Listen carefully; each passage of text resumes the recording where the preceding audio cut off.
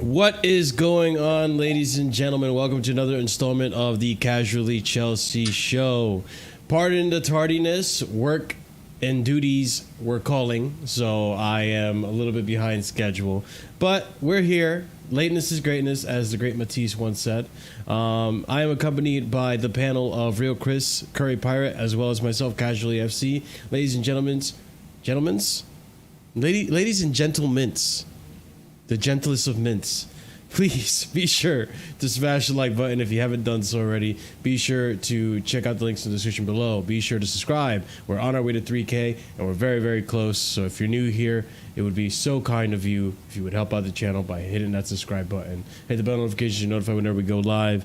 And also be sure to check out memberships, as we have 4 different tiers starting at 99p. So we got a lot to cover today. And a lot of news has been, popping off about Sterling and Joao Felix, which happened 2 days ago, and all this stuff. However, I will say this, ladies and gents.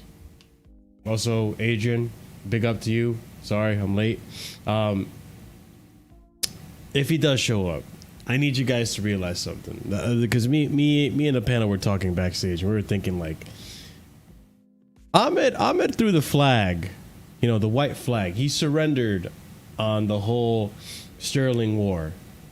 If you guys remember, if you've been here consistently, he did admit defeat at the end of last season. I believe he admitted defeat when we saw Maresca play Sterling, and that no one was going to buy Sterling because of his wages. Mind you, he has still not left the club, right? We're going to go over this in more detail. He has still not left the club, so technically Ahmed cannot really win a war that he forfeited already, so I'm just saying. I'm always losing. I'm just losing, man. I can't, every time I win, I just lose. So you can't undo the white flag, man. Not in a war. Yeah, you can't surrender and then be like, never mind, I changed my mind. He also was on Radio Nation, you know what I'm saying? He was like, oh, we're getting on Radio for sure. Or boxing, he's the United Nations of football players right now, man. But anyways, how many years has Sterling been here? 3 years? 2 years? 3? Two going on 3. Feels like 3. I can't lie. Oh, he's going on 3. Yeah, you're right. Yeah, he is going on 3. I mean, we'll talk on Sterling. We'll build ourselves up to that because I do have it as part of the show. Obviously, that's big headlining news right now because we move on 24-hour cycles now. But here at Casually Chelsea, at Casually FC, we give you all the news in one condensed 3-hour-ish podcast so that you don't really have to go anywhere else to really find it. I do all the finding for you guys, and we do all the discussing for you guys as well. But by all means, if you want to get involved in the conversation, there's chat, super chats, memberships, all that fun stuff, as well as the comment section below. So let's go ahead and get the show started, ladies and gents. Bear with me as well, as I am on 4 hours of sleep, so I'm not at my sharpest. But let's go ahead and get this ball on the roll. Get this roll on a... Okay, you see what I mean? Never mind. I'm thinking about it too much. I do. Anyways, guys, sponsorship. Looks like this is a sleeve sponsor, which has me believe that maybe Infinite Athlete is going to be front of shirt again, because I thought we had another front of sleeve. Excuse me. I thought we had another sleeve sponsor, and this would be our second one. I thought Infinite Athlete was the other one. Or Infinite Athlete was going to be the second one, I should say. That money? Yeah, that's not front of the shirt with 8 million a year to 6 million. Well, the tweet says here, Chelsea deal with Fever brand as the club's principal and sleeve partner will pay between 6 million to 8 million pounds. Excuse me. A year. So, I mean, do either of you guys remember if we had another sleeve sponsor and this would be like a third one, technically? I thought that. I thought maybe it's like a second or third. Because I swear our sleeve sponsor is going to be another brand and Infinite Athlete. I just can't remember what the other brand was. Maybe it's going on the shorts. Chelsea going to do something different. Yeah. We're going to put them on shorts. Like, wasn't Bing X going to still be our sleeve sponsor? I don't know. I have no idea. I don't look at sponsors that much because sponsors don't pay me. But yeah, like I don't know. I have no idea. Sponsors, you hear that? If you want to be a sponsor to show, to sponsor Chris, I'll do anything. Okay, pause. Pause. Hey, wait a minute. Pay me. Huh? This I'm is how not much on of a it. sleep you are? Yeah, I am. What do you mean by that? I'm feeding you. Is fever a drink? I don't know. It's a cold, I think. I don't know. Well, you fucking. I hate you. God, I hate you. I hate you. Go away, Chris. So I was under the impression that Big X was still a sleeve sponsor as well as the trading kits, and that Infinite Athlete was going to be the other sleeve sponsor. So wait, get the fuck out! There's no way this is true. Infinite Athlete has been banished to Cobham and only training gear and only on training gear if I remember. Oh, I thought he was gonna say Infinite Athlete has been banished to Cobham and forced to trade with the under 21s. And I was like, what do you mean by that, man? We're just in the corporate room, like training with under 21. Infinite Athlete is banned from the main training ground and the training facilities. Oh my god. You've been banished like Chalaba. Yeah. I mean, it's interesting to see that we have this going now. I don't know what Fever is. You know what? Let me look this up right now. What is feverup.com? I'm going to get a bunch of viruses now. Feverup.com. Does anyone know what it is? Someone said an energy drink. Oh, why is there F1 on this? I told you, F1. I said earlier. What does this have to do with F1? They're a sponsor as well? Yeah, I think I've seen it on F1 before. But So too. I think It looks like a tourist app. You go and you find tourist attractions when you go on it or something like that. It's interesting. yeah, I mean, F1 has sponsors for everything, so. Yeah. Hey, Chris, they're hiring. Makes If you want to sense. work for Fever. It kind of makes sense. It's London, right? So tourism, Mhm. London, I guess. Sorry? Say that again, Curry, because you kind of muted. You I'm got good, it hello. muffled up. No, I was saying it makes sense because like London's a popular tourist area, so it makes sense, I guess. To sponsor Yeah. London club with Yeah. this.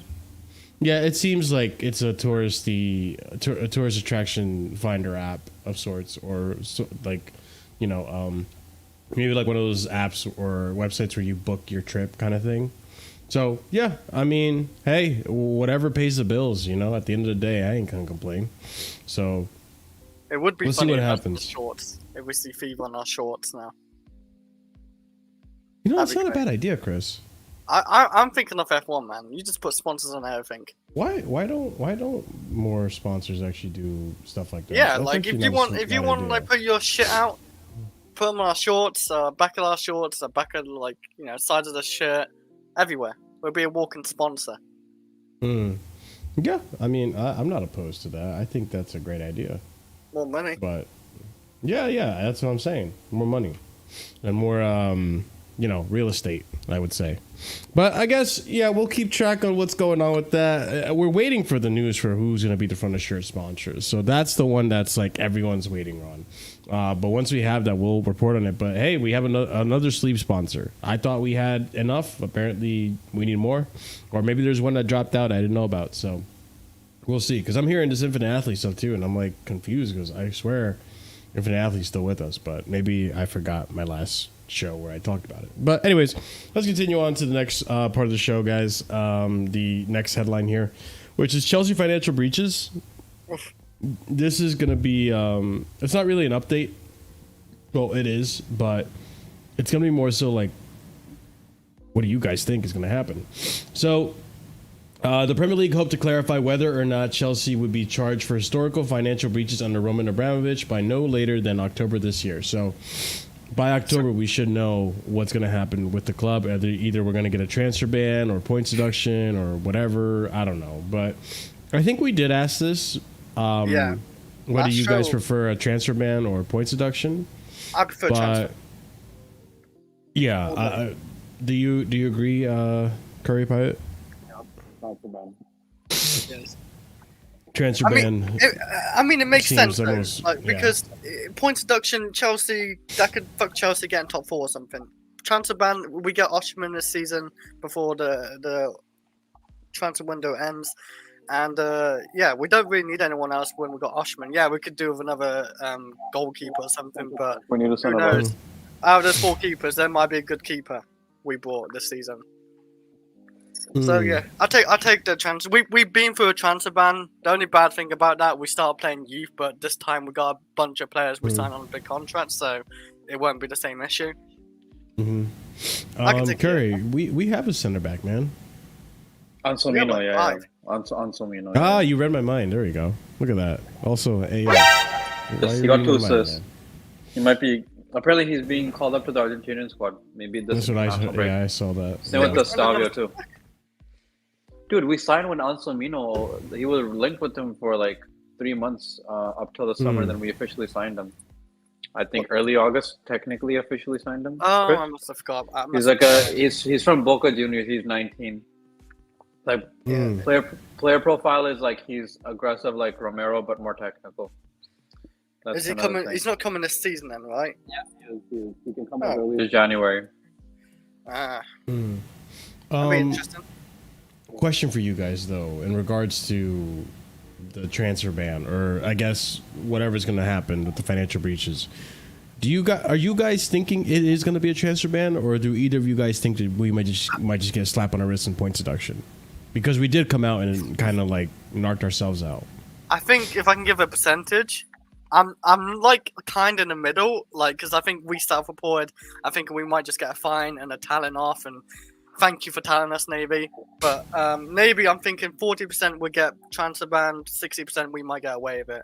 I'm thinking more. I'm leaning more to the we might escape it though. I just think it's similar to.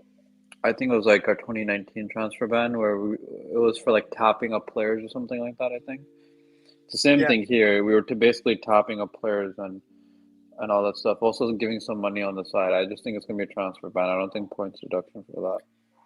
Another question to it. Do you think it'd be like a full season transfer ban or just half a season? Full season. There's no like. Like, will it be just again, summer? Curry? You're kind of like muffled a little bit. Yeah, your mic cuts out a bit. It's like you're hearing about the transfer ban, and you know, the Premier League is like, Curry Power, you're gonna have to bite the pillow. This is gonna hurt. Is it better? Is it better? Yeah, that sounds better. That sounds a lot better. I just put my other headphone on my AirPods. Okay, sweet. Appreciate it. No, I was saying like it. I think it's gonna be a transfer ban strictly because it's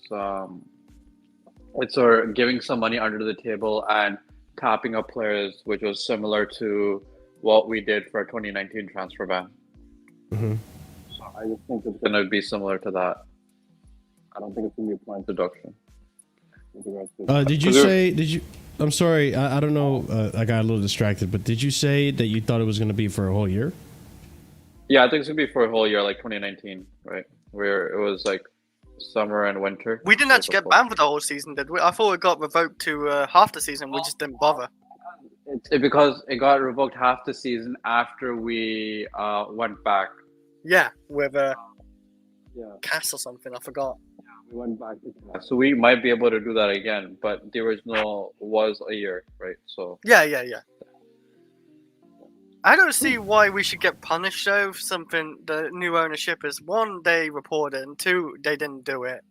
And 3, those fuckers would have never known about it if our owners just didn't cough up about it. I mean, I feel like because we were under investigation, right? They were going to look through everything, and I think, because after the sanction. Also, by the way, before I forget, I'm sorry, I got to do this real quick.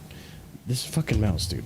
Donna Collin, thank you so much for the 40. 40. What? I don't know what currency that is, but thank you. Wagwan, Mr. Marshall, and the 2 gentlemen. Big up. So, Rampage, what are you saying here? I mean, they already forced the ownership that is guilty to sell the club. Not sure what more you can do. Point deduction would be harsh considering other punishments already. Yeah, I get that. I think what was going on, and Curry, maybe you can correct me on this if I'm wrong. I believe because we were sanctioned, right? The UK government had basically called the shots to have our finances investigated. So I'm assuming that this happened during that time, and as soon as Bully took over and all that, right? Blueco, they came out and found something irregular.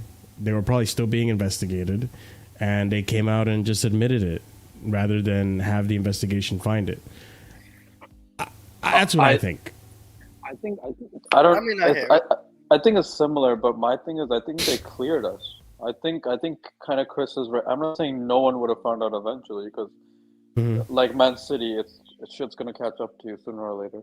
But like, I don't think we would have been found out in the immediate term, because that's the whole point of the sale. Like, it was also the government checking the books and everything too, and they were, they thought it was fine to a certain extent. I just think we just did that now because it's like, these owners are having a whole quote unquote 10-year project, and it's like, in their head it's like, we rather nip this in the bud, get the shit done in the beginning, so then we have a clear path onwards, than like worry about the shit later. Yeah, and I get that. I mean, the problem is that something needs to be done about it, in terms of like someone needs to be disciplined for it. And I think it's one of those things that, like, unfortunately, because even though it wasn't this ownership, it still helped Chelsea, right? It still benefited Chelsea in whatever minuscule way you want to see it. I don't think that, if we're referring, well, there's probably multiple transfers in there, but it benefited Chelsea in some shape or form. Big up Chic TV. So I think as a result of it benefiting Chelsea, then you got to punish Chelsea. That's just it.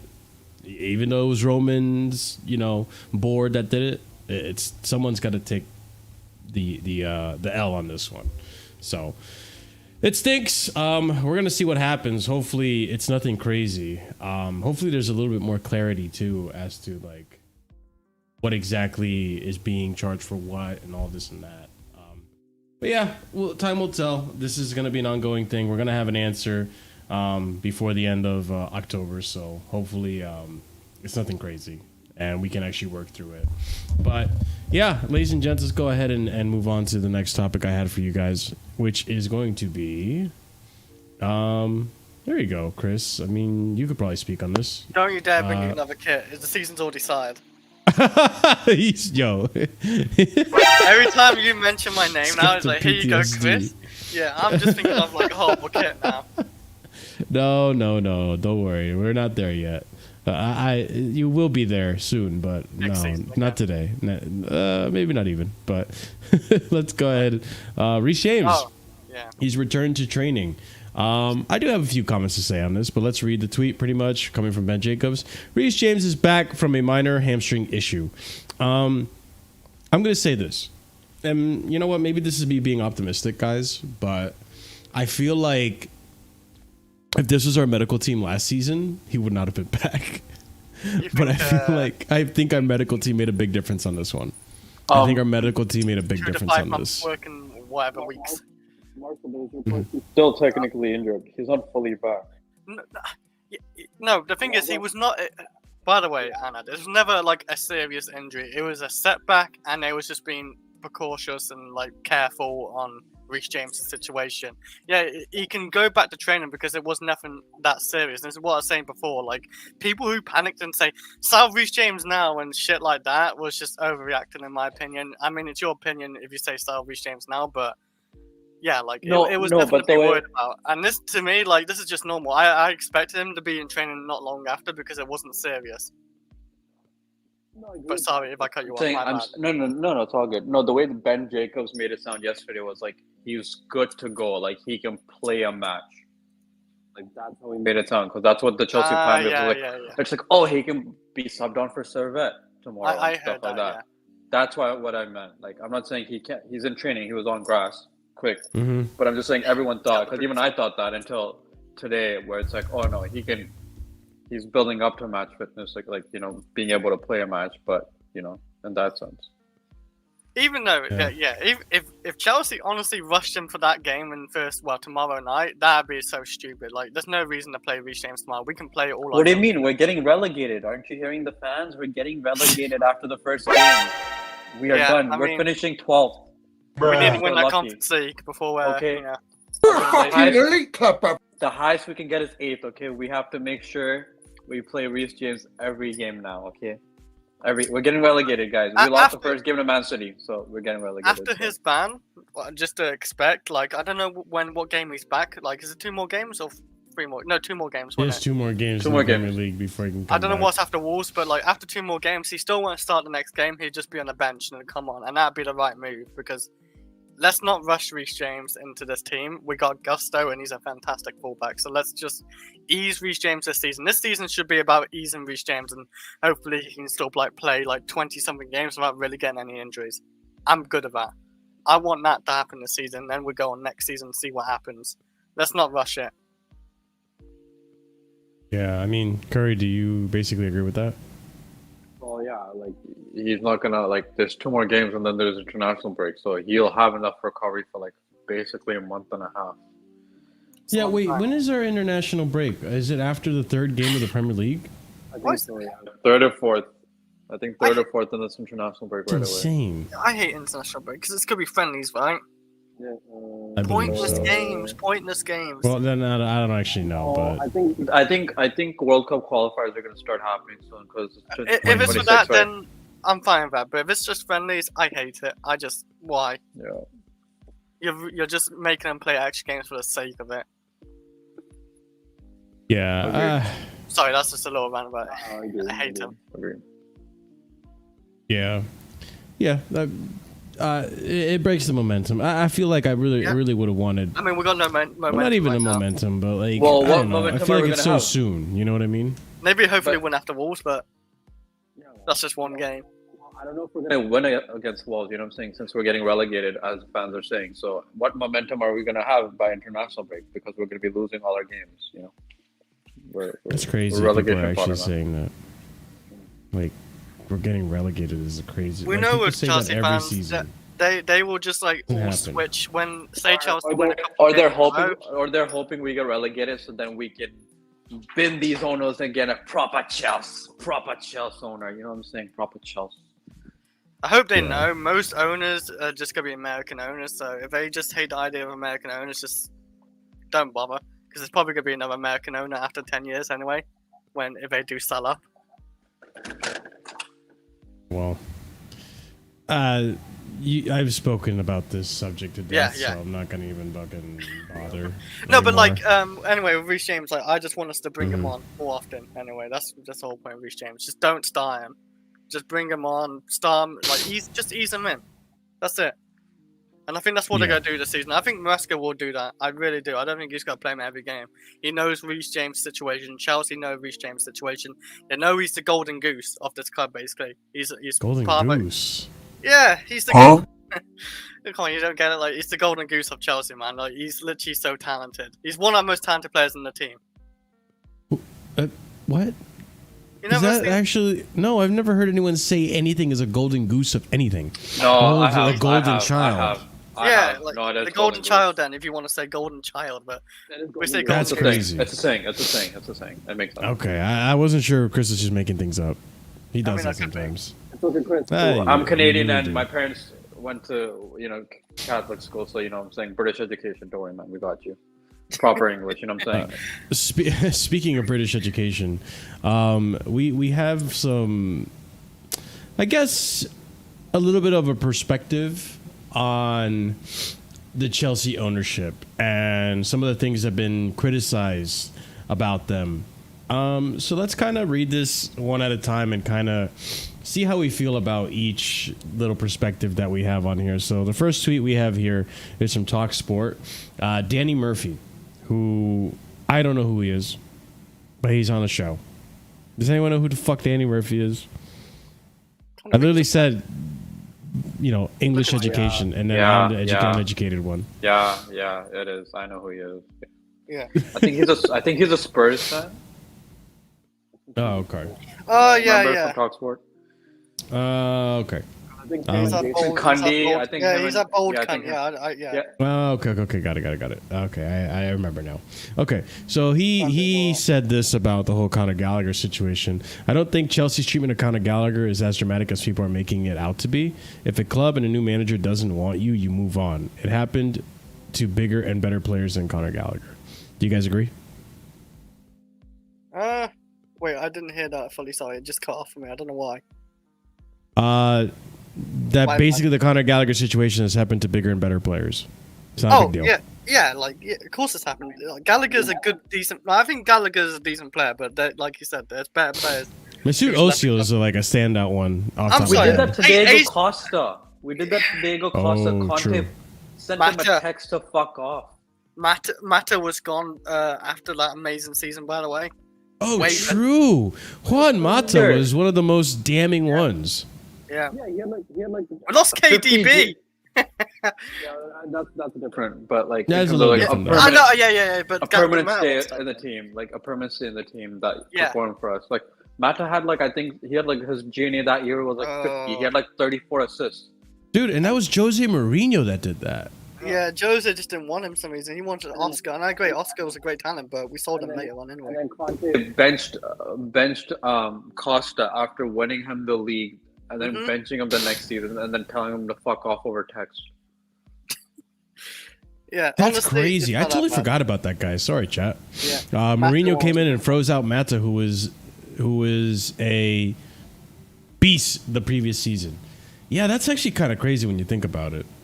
Lampard was trying to freeze this has out happened before. Lampard was trying to freeze out Rudiger and Azpilicueta and shit, dude. Someone retweeted this, and I had retweeted it as well. But Jody Morris had come out with a whole criticism on this whole Gallagher thing, and I totally forgot. When Jody Morris was here, he was one of the people that froze out Fikayo Tomori. Yep. And you know what the ironic thing is? How are you coming out here criticizing? Wait, Marshall, you know what the ironic thing is? Before he was part of Lampard's staff, what was he? The under-21 coach. So he would have coached Fikayo and would have talked to him and had a personal relationship with him for a year or two at the very least.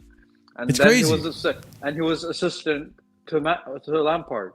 And then he's giving us criticism with the treatment. Well, you were fucking second in command for a guy you coached for 2 years in the under-21s. Yeah. I don't mind these guys, but they're hypocrites. Yeah, that's what I mean. They're just hypocrites, and yeah. They can talk when they're not involved in Chelsea, but when they're involved in Chelsea, and like you said, Jody Morris is literally heavily involved, and what they did to Mori was exactly the same doing to Chalobah and Gallagher. No difference. Yeah, so, it's. I think. Yeah, maybe they're just. I think people need to. Chelsea. I don't know. I have maybe. No idea.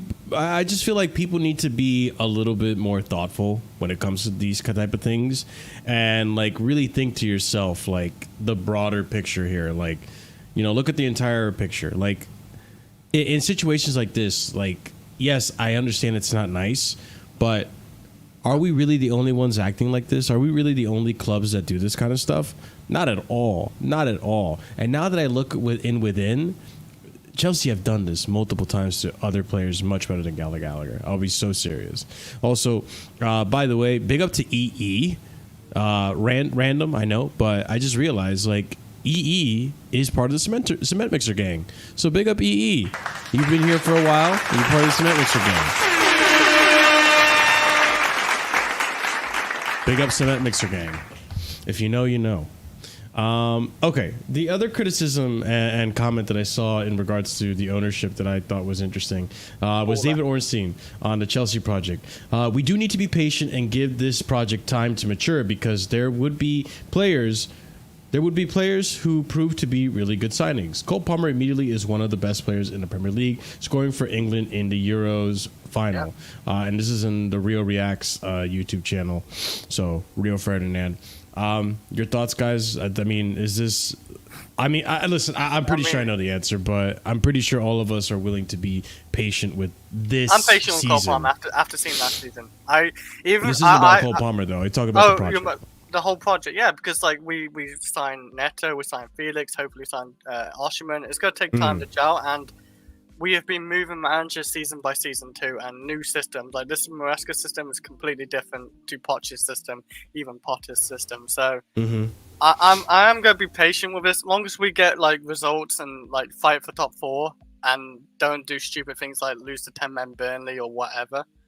And shit like that, or just experiment with for example, Chilwell at left wing and just do ridiculous shit like that. I know Chilwell's not gonna play left wing again, but that's just the point I was making.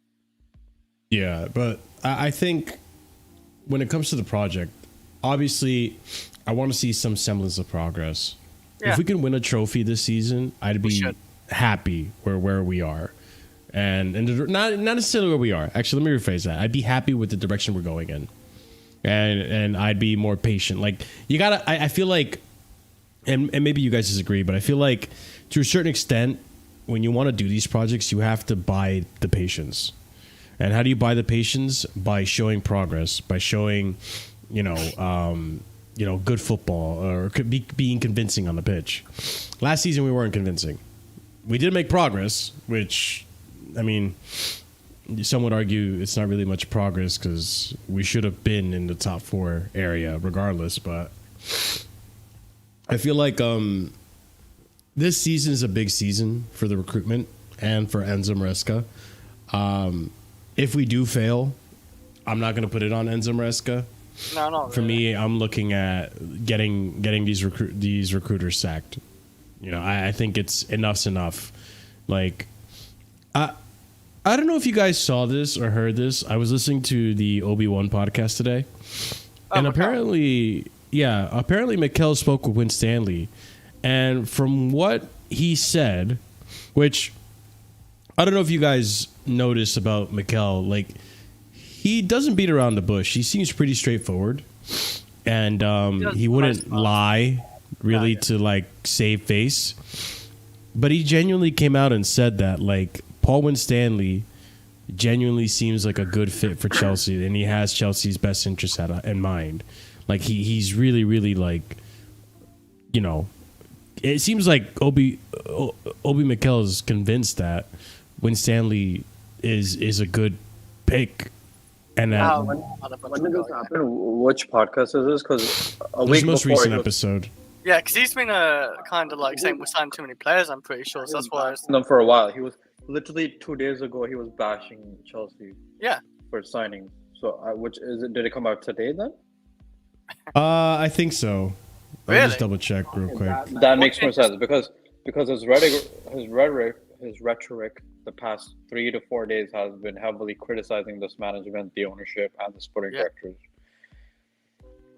I mean, yeah, I think so. He may have just spoken with them. Can I be honest? You know what Maybe it he's is? just too angry at the time. I don't know. No. Yeah, He's been PRing Victor. yeah. It was Osimhen 11 to hours ago. Chelsea.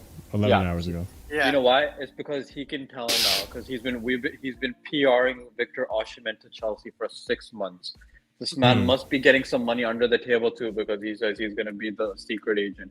He's been bashing Chelsea, but now he can see Lukaku's leaving because even Fab's saying reports are clear that we're going to close that deal soon, and then we're going to go for Osimhen. So he can see the opening, the sights, the movement for his boy coming together in the final stages of this summer transfer window. Now he's gonna flip direction. Maybe. I just genuinely think that Prime, it's in the chat. I just genuinely think that Yeah, group chat. he may have met with Winstanley after the fact, and I don't know, like it convinced him because he said originally he spoke with a director, right? And now today he came out and said he spoke with Paul Winstanley, and apparently, from what he can tell with the conversations with Paul Winstanley, he actually does have the club's best interests in mind. The only thing is that we don't know that because we don't know what the project is. Like we have been guessing over and over again what direction this club is going in and what we're doing. But it is confusing, but I thought that was interesting to hear from John Obi Mikel. But definitely, I think patience is required when we're doing this kind of a project. But we're 3 years into the project now. I think the patience has run out. We need to start seeing results. And there's going to be... There's going to be... It's been 2 years because they didn't come in the first summer, so I'll give them a bly on that, right? Like that's when we signed the Sterlings and stuff like that. Mm-hmm. But I mean, like we're in year 3 of the Chelsea project, you know? Whether it started officially the January 2022 window, that's up for debate. Was it 2022 or would have been 2023? I don't remember. But yeah, it's like I understand these things are going to take time, but you have to convince the fans and you have to buy yourself time by showing something, showing some progress. We'll see. I'm not losing my patience with Maresca. Let's go ahead and continue here. David Orstein also said, when I hear about young players, Chelsea have signed from Brazil, Esteval. People there who know the market talk about him being an absolute generational talent, like he's going to be a star. One person I spoke to said he hasn't seen a player like that. So they are signing gems for the future. Yes, they have committed to a lot of transfer fees now, not on salaries, but looking across the squad now.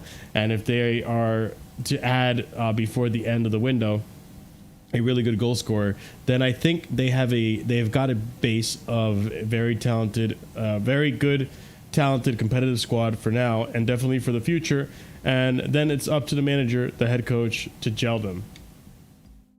I agree to an extent with this. I do think that I don't like that we're overbloating the squad. Unless there's a transfer ban coming up, I don't like that we're overbloating the squad, because at that point now, I feel like you're just relying on being able to actually sell on these players. But what happens if these deals don't work? Because it takes two to tango. Like, what happens if these deals don't work? Then you're stuck with the players. And go ahead, Curry. Sorry, I get that, but so far they've been doing that, no? Like, yeah, and I'm not a fan of it. No, what do you mean you're not a fan of it? They've been getting rid of the players they need to get rid of that are on long contracts or aren't fit. They got rid of Mount and Kai Havertz. They got rid of Gallagher when he's on his last bit of the deal that could have had the most power. They're literally Xing out Sterling even though he has 3 years. So Sterling gets the message he needs to fuck off. Chilwell might fuck off now or in January because he has hope that he can fight back into the squad. But that's kind of what I'm getting at, Curry. Like, these deals haven't been done yet. These players are still our players. Well, Gallagher's not our player. Like a lot, like he's not. Broja We have made progress. And Broja's on loan with and if they stay up with an obligation to buy of over £30 million. You know what that is for Arsenal? That would be Arsenal's second highest transfer for a homegrown player, and their first is Smith Rowe at 35. And we've just done that to an academy project who was injured for a year, didn't play much last year, and was dog shit. And we've axed him out of the team, and everyone knows it. And we're gonna get 30 million if they stay up. Yeah, but again, like it's, I get that we have made transfers, but that's the thing. Like the issue isn't like what the plan is, because the plan is, yeah, we're gonna get rid of these players, X players. Like, fine, we're gonna loan them out and we'll do all that. I get that. Yeah. But my issue is that what happens if your plan doesn't work? What is the plan B? The plan, I don't know what a plan B is. The plan B doesn't look very good. The plan B seems like we're just going to have a bloated squad. And I'll be honest, like, as much as I think Enzo Maresca is going to be a good manager, I don't think he's gonna, like, I don't think any manager is capable of dealing with so many disgruntled players in the team and not getting in the squad. And like, I know football is a harsh sport, right? Like, I know you're not always gonna make it into the team. Like, that is football. You have to pick the best players, right? And the players that best fit your tactics. But at the end of the day, like, some of these players, like, not for nothing, they were purchased just to be flipped. So fucking flip them, because right now it just feels like you're just buying and buying and buying, and you're not flipping enough. But I could be being impatient because I know there's still a week and a half left to transfer. They flipped a lot last season. Like this season, now we're seeing things pick up, and we know that they're targeting one signing in Osimhen, and they're trying to get rid of the others. So like I can't. And the whole and the benefit. Sorry, and the benefit of this is I'll give you an example. Joao Felix. He's a highly rated prospect, and he's gone through 3 or 4 clubs, and people are still willing to pay for him, aka us. The reason we are getting these players also is because they're so highly rated in terms of their potential, and they're young enough that someone will want them eventually. CP, I think we should first of all just ask Marshall, what players are you talking about? You're talking about you're being impatient for not flipping players. What players are we not flipping? Let me see. Let me find the roster real quick so I can go through it. Chelsea. I know we have a few goalkeepers that we have to move. Chelsea. Oh my God, this button's worse. Chelsea roster. Let's look at this. Show me the actual site. Okay. So Bettinelli, Petrovic, Bergstrom. there's a 3 right there that we have to do something with in terms of where they're going to go with their career, right? So Martinelli is literally English quota. He's like 35 and just sits there. That's the same thing that Scott Carson or whatever his name is. Scott Carson, whatever his name is for Man City, like that third keeper we faced that looked like a 41-year-old man when we faced him in preseason, right? Same thing. And then Petrovic, we're trying to get rid of, no? Or we're thinking of going to loan him to Strasbourg, depending on how the loan thing. But see, but that's the thing. Like, that's my issue. Like, I don't have an issue with the model, right? Of this buying cheap, selling, and flipping for profit. I don't have an issue with that. Like, if that's what you think Chelsea have to do to make a profit and be sustainable, fine, so be it. Like, I don't have an issue with that. What I'm having an issue with is that I don't feel like you guys are doing that. I feel like this ownership are just buying and not selling enough. Wait, excuse me. We just sold Morera. We got for free. Wait. We just literally sold a Morera to Strasbourg for what we thought initially was 2 million to 8 million euros on a guy we got for free. Hutchinson on free for 20 Marshall, million. you're being impatient because we've only been doing this for about a year, 18 months. You're being impatient. I can't tell if you're trolling or not. I'm not trolling. You are being impatient. Not trolling. You're being impatient. I just don't. I know what you're talking. Okay, so let me just on my hand count what players we need to move out of the squad, right? Petrovic, Bergstrom need to be sold, loaned out, something out of the squad. Do you want me to throw the Sassy in there since he's being rumored now, or Badiashile? Like, well, the Sassy's being rumored to leave. But I'll keep him. He's for the 5-man squad, but. Chalobah, sure. I'll give you Chalobah. That's for sure. Like Chalobah, yes. Okay, Chalobah for sure. Ben Chilwell has to go. Okay, Ben Chilwell and Chalobah. Wait, hold on. Don't wait. Let me just finish my count. Ben Chilwell, right? Chalobah, and Sterling are not in our squad. Let me just finish my count. But yeah, they need to leave though. They can't just stay. They need to leave. We have to get rid of. They're taking up wages. They're not being sold for profit. So let me just finish my count real quick so I can continue on. So Ben Chilwell is 5. Raheem Sterling is 6. Let's look at the rest of the squad. Damn, Chalobah's still on the website. Cardi Chukwemeka. Apparently he's surplus for requirements as well. 7. Then we have Cassidy. What the hell is going on with Cassidy? Is he going to be part of the squad or not? I have no idea. So that's 8. Omari Kellyman, 9. Playing in the under-21s. Okay. If that's the solution for him, that's good. And Angelo Gabriel, 10. So right there, we have 10 players that still need to find a different home or a solution. And we have a week and a half left to the window. All right. In response to that, Kellyman's an academy player. Angelo will probably be sold. Chukwemeka is part of our squad. But that's not the problem. That's not the problem. I understand there's a plan, but no. But you're repeating what Curry Pirate basically said. There is a plan for them, but they're still here, and you can't bank on the idea. You can't bank on the idea that your plan is going to go according to plan. Marshall, I'm responding to you. Let me respond. Over it. Chilwell, Sterling, and Chalobah are not part of our squad. They're not even training with us. Like, we're talking about, like, that's why I'm saying they're being impatient. The window's not done. These players could be gone by the end of the window. But that's why I'm not optimistic, because there's a week and a half left to the window, and you have to negotiate the transfers of 10 players. Yes. 10 players. And you still have to get Osimhen through the door somehow. Yes. I'd even mention Lukaku. Has Dr. Fofana even been transferred out yet? I think he's still at the club. And Kepa. So that's 13 players that still need to be transferred out. That's a problem. No, it's not a problem because you're just negating all the context. Kepa, the only reason why he has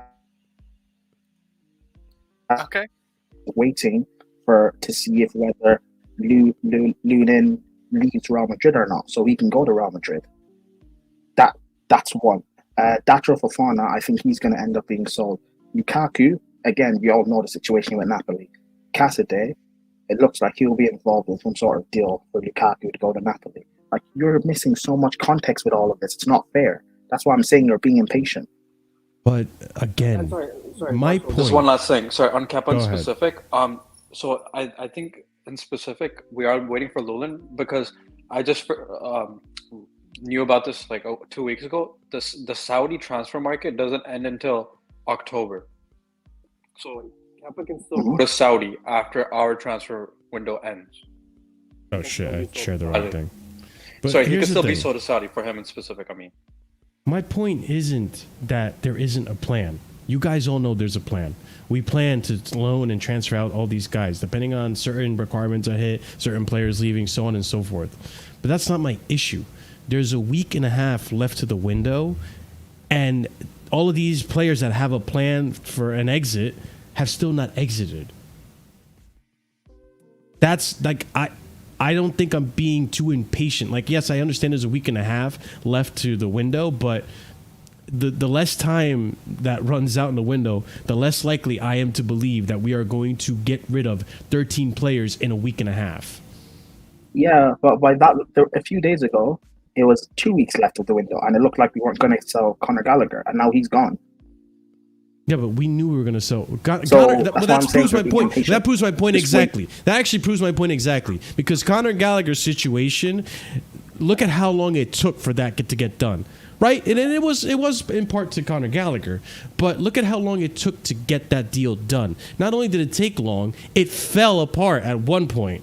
And then we had to go to a plan B and improvise putting it back together. Can I give you Prime? Can I give you a counter argument? One sec, Prime. Let me give you a counter. Can I give you a counter argument in the same week?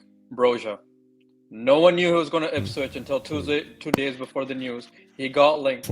Then it was interest, and then we figured out it's a loan with an obligation to buy if they stay in the league.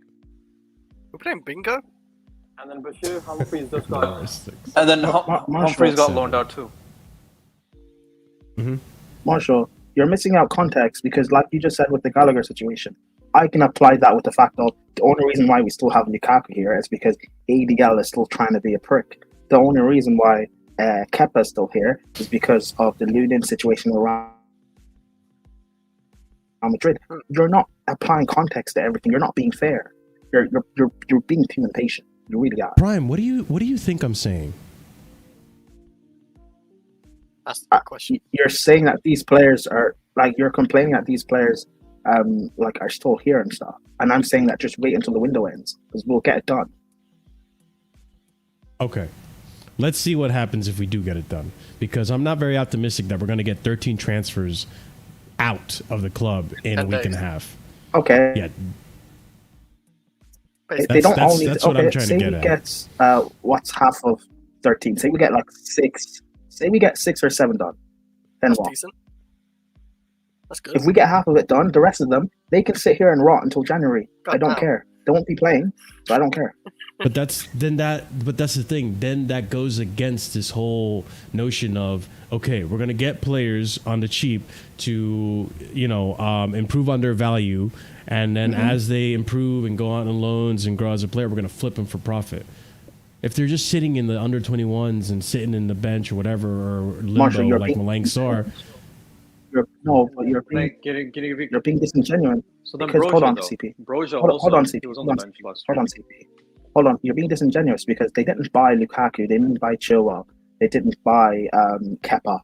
Those 3, for example. So those aren't part of the players that they're buying and flipping. You're being disingenuous, Marshall. Please, you really are.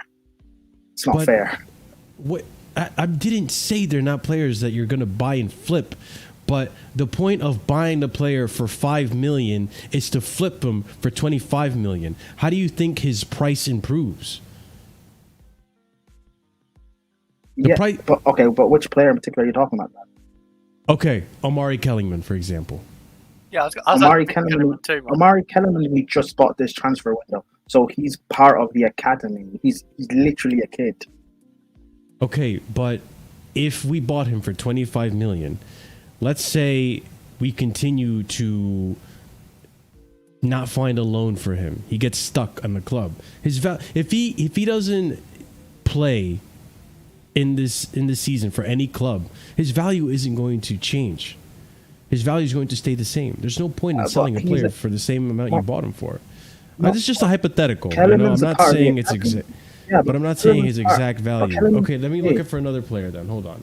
Someone who hasn't been sent out. Humphreys, choose that one. Is he You're talking about Humphreys is already being sent out. Okay, let's say Gui. Let's say Gui, for example, right? Mark Gui We don't know if he's going to be out loan. If Osimhen comes in, it's very likely he's not going to be a first teamer, so on and so forth, right? With Mark Gui, we bought him for $5 million. If we don't find a place to loan him out and he just gets stuck in the reserves or wherever the fuck, that defeats the purpose of what I'm trying to tell you. If we bought Mark Gui to flip him for the future, he's not going to obtain any more value by being in the reserves, which is why I'm telling you, like, okay, we have 13 players to get rid of. Then we should have been getting rid of more players more sooner. Like, we have 10 days left and we still have 13 players to get rid of. Why are we continuing to buy players and we're not getting rid of enough? Like, I know we got rid of some players and we made some money, but I feel like, dude, we should be more focused on selling these young players and focus on Osimhen instead of just obtaining more and more players. Oh, what makes you think Kellyman is not, or not? What makes you think that Gui or Guick, however you say his name, he's not part of our squad for the season? I'm telling you what an hypothetical, because you told me, who cares if these other 6 players that are surplus to requirements just sit there and rot? That goes against the plans of the ownership, because if they're going to just sit there and rot with no club to go to, no team to play for, then how are they going to increase in value? That defeats the purpose of flipping and selling. I said who cares. I said who cares as a bit of a joke, but in reality, we are going to be able to get rid. Some of them will be sold, some of them will be out on loan. Some of them will be part of the academy, like Kellerman. Chilwell, if Chilwell can't be sold this summer, right? Yeah. He's not going to get game time. That means he will then be in January. So, like, I'm not worried about all of this. I think it'll get done. These owners have shown that they can be trusted to get rid of sell players. Chelsea have bring up a good point with January. Yeah, you do bring up a good point with January. I'll admit that. But it's just me and Prime have been saying, because, for example, sorry, 1 second, Prime. So with, for example, last season, Andre Santos, right? We loaned him out to the Nottingham Forest, had no game time. Then we found him a good loan in January, and then he was balling out. Same with for Datro Fofana. He was with us. He was in the reserve team or the under 21s until January. Then he moved to Burnley and then started scoring goals. So we still have the January window. Even if we get a transfer ban, we can still loan players. We can still sell players. We can't buy. Yeah. So that's the thing. I will say though, like, based on the out and outs that have been going on so far, if everything goes according to plan, which I don't think everything will go according to plan, we're set to make a lot of fucking money. Yeah. We're set to make a lot of fucking profit.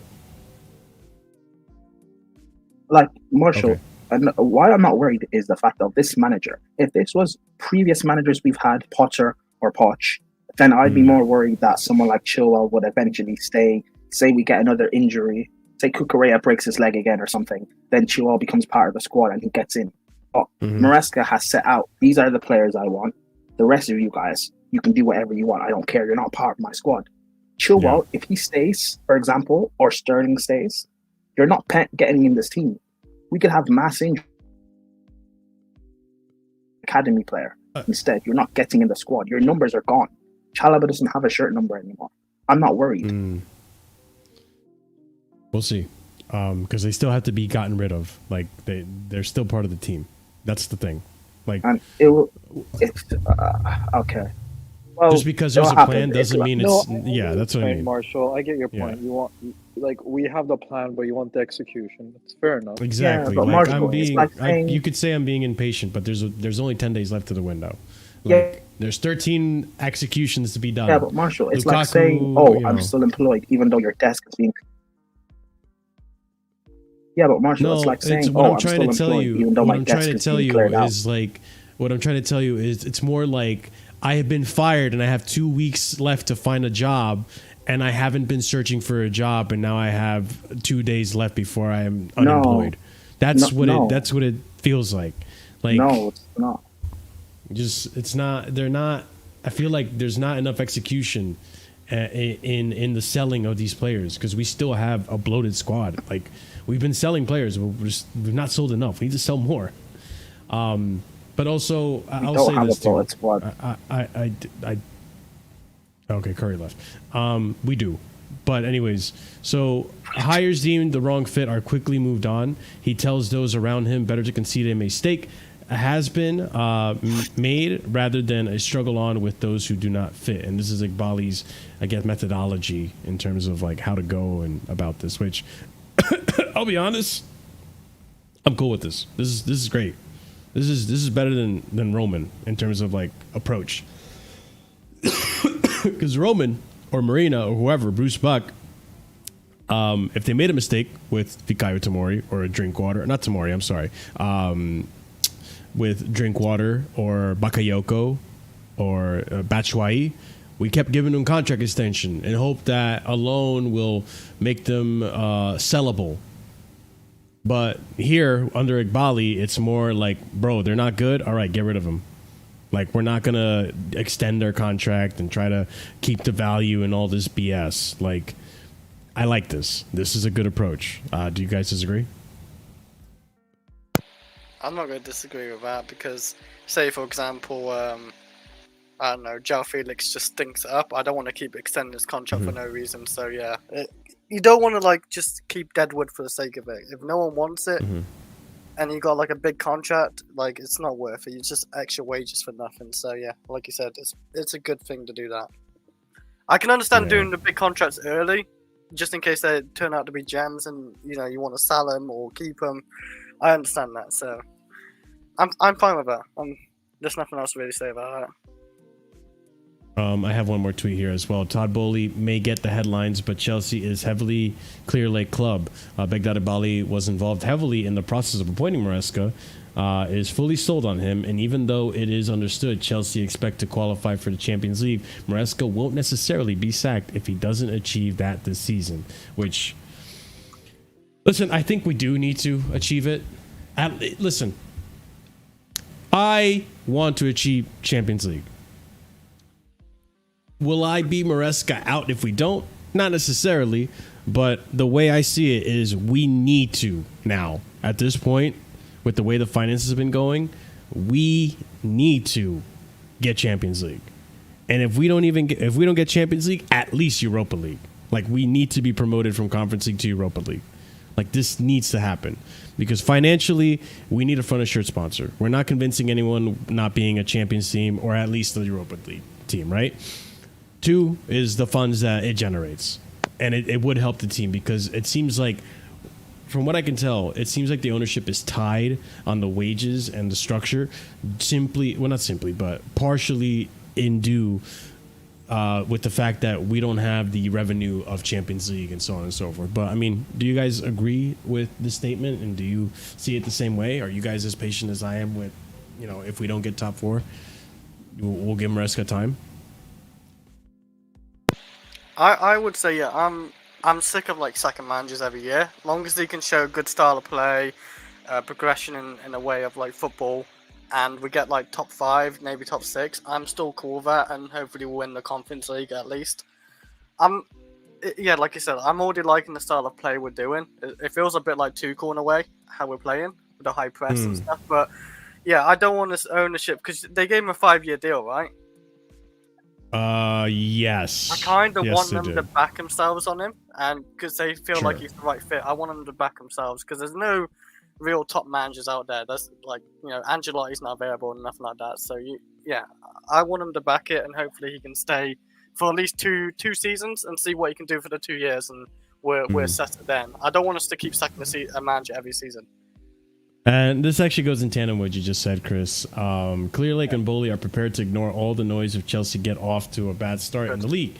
Chelsea's leadership team not only believe he is a top coach, but a strategic and personality fit. Sources also say Maresca.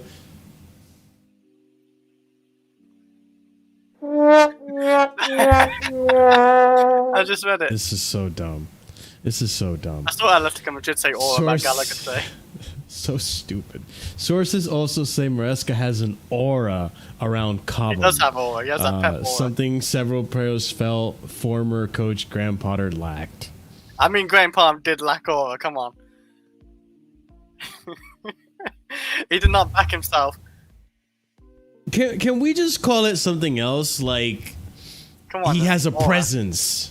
That's aura. Like, that's the aura word sucks, man. He's not a fucking Super Saiyan. Like, he's just a regular fucking person. Like, No, just like everyone else. Yeah, but Marshall, you know what they mean by aura. Yeah, he knows. He just doesn't like the word. It's just dumb when because I know they they put that in there to trigger. Yeah. It's a personality, which I think I agree. He has a good personality for Cobham, but the aura thing is so dumb. It's so dumb. But to answer what you asked, sure. Like, all of this is great words. Yeah. You know, they said the same thing about Potter, that they'd give him the time and get through the rough patch with him, but ultimately he left. My problem is not the owners and them backing Maresca. Oh, okay. My problem is these fans. We've got big. I think in October we've got big fixtures of we play Spurs, like Man United, Newcastle, Liverpool in a stretch of like 3 weeks. If we lose those games, the fans will train even more than they have already and be Maresca out. And I don't know how the owners will then react to that, because the fans hate them already. Yeah. So I don't know. We'll see. I hope I give Maresca I hope he really does do well, but he already has all the odds stacked against him by this fan base. Mm-hmm. Yeah. I mean, timer's gonna tell. I do think the fan base will calm down once we start seeing some wins. I think this fan base wants to see wins. We have got a good run for that. Yeah. What is our run, by the way? Let me actually look at this real quick. I want to say Brighton. You remember, Chris? I mean, I just look at the next game in the head, and that's, take one game at a time at this point. This is true. Let's look at the runs real quick. We got Wolves, Crystal Palace, Bournemouth, West Ham, Brighton, Nottingham Forest, and then we played Liverpool on the 19th. I mean, some of them were like a challenge, like West Ham, maybe. A little bit of a tough fixture schedule in October, I'm not going to lie. Yeah, but we got a decent run to build into it, though, at least. That's what I'm saying. Like, it's a good run to build into the hard games. And hopefully we'll make, do with that.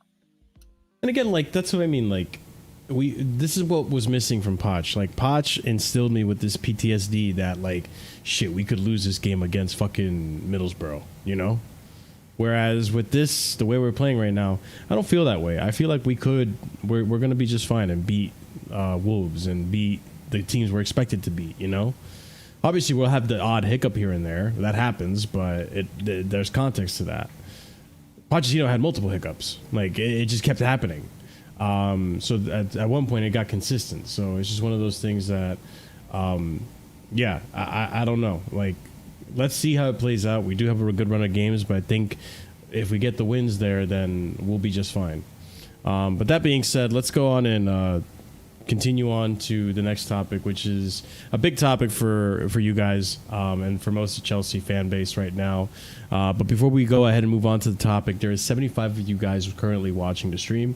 If you would be so kind as to please smash the like button so that we can help the channel grow, get into the algorithm a little more. I know some of you put us on in the background, so please come back and smash the like button real quick. Wipe your feet at the door, because that's the polite thing to do. Don't dislike the video. If you dislike the video, you're just like Real Chris, and nobody wants to be like Real Chris. I'm always disliking it. Yeah, thanks, Chris. I appreciate it. But yeah, over 75 of you watching. Smash those likes, please. It helps out the channel tremendously, and it costs you absolutely nothing. And that's all really I ask. So there we go. I don't ask for much, people. I appreciate it. But anyways, go ahead and let's go on to the next topic. Here we go. So, Felix, here we go, part 2. Yes, because it's a here we go once again.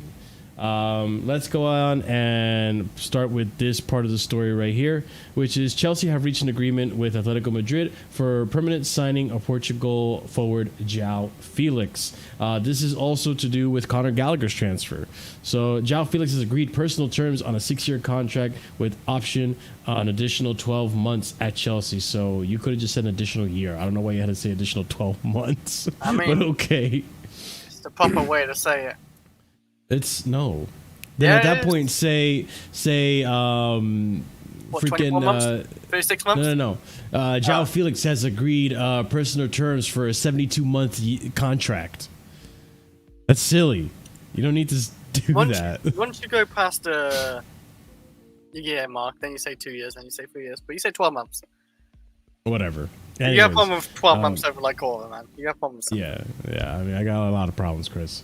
Anyways, so Joao Felix has agreed personal terms on 6-year contract with option of an additional 12 months at Chelsea. So pretty much 7 years there. Which that's where we're signing everyone down to, the long-term contracts. Chelsea have authorized Conor Gallagher to travel to Madrid again, according to Matty Moretto. Fabrizio said no issues with Conor Gallagher deal. Plan is for Conor to travel to Madrid after Joao Felix deal is signed and completed with medical tests booked today. Gallagher has already done everything, including medical and contracts with Atletico Madrid, so no rush. And then we have here, Chelsea have an undisclosed sell-on clause in the Conor Gallagher to Atletico Madrid deal. Conor Gallagher, also, Chelsea have announced it. Conor Gallagher has officially completed a permanent transfer to Atletico Madrid. Continuing on, here we go. The official here we go. I don't know, whatever you want to call it. The here we go has lost its currency in the transfer market stocks. So Joao Felix back to Chelsea. I don't know. Deal in place with Atletico Madrid and his agent, Jorge Mendes. Contract until June 2030 plus option for Joao as travel and medical tests being booked for the next 24 to 48 hours. Gallagher to Atletico Madrid or Atletico Joao Chelsea. Exclusive story confirmed. Let's see how much more I have left on this. I have one more tweet left on this. And then Chelsea believe Joao Felix is a perfect fit for Maresca's possession-focused positional style of play, and it would not be surprised to see him in a similar variety of attacking roles, though he might be best deployed as an advanced left-sided number 8, which I disagree with that. But we have to see Chris, how it works with the advanced 8, I mean, but on paper that doesn't sound too good. But anyway, yeah, like I always said, I think Felix is a great fit because one, Nkunku and Neto is never fully fit a season, and he is perfect depth instead of using a Mudryk or a Madueke. He's an upper level between those two players anyway. Let's say that. And yeah, for what is he? 40 million. 40 million's great for depth. Like he's not 60 million. He's not. Yeah, I think that's the thing that makes this deal like reasonable is the fact that he one accepted our wages, right, and two, it's only going to cost us a fee of 40 million, which I don't think is that bad. Is it pounds or euros? Wait, let me just go back and check real quick. I don't know if it said it on this tweet. No, it's not in here. Huh. Okay, well, whatever. 40 million euros or pounds, chat? Let me know, please. I think it's euros, 40... Oh, no, it might be £1 million. And some guy said Felix Enzo as an A. I mean, as going forward, yeah, I'm choosing Felix because in the final 30, he's a lot better. Chris, let me ask you this real quick.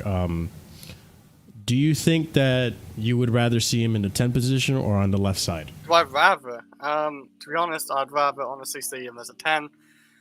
And then if we can't play him as a 10, we'll play him as a left winger because I don't really want to see him as an 8. But if it's dependent how the 8 is used. If an 8 is used as an advanced forward, like thinking player, like, you know, Odegaard in Arsenal, he's more of a 10, but he plays an 8. Like, if it's like that, then yeah, I would just do that way.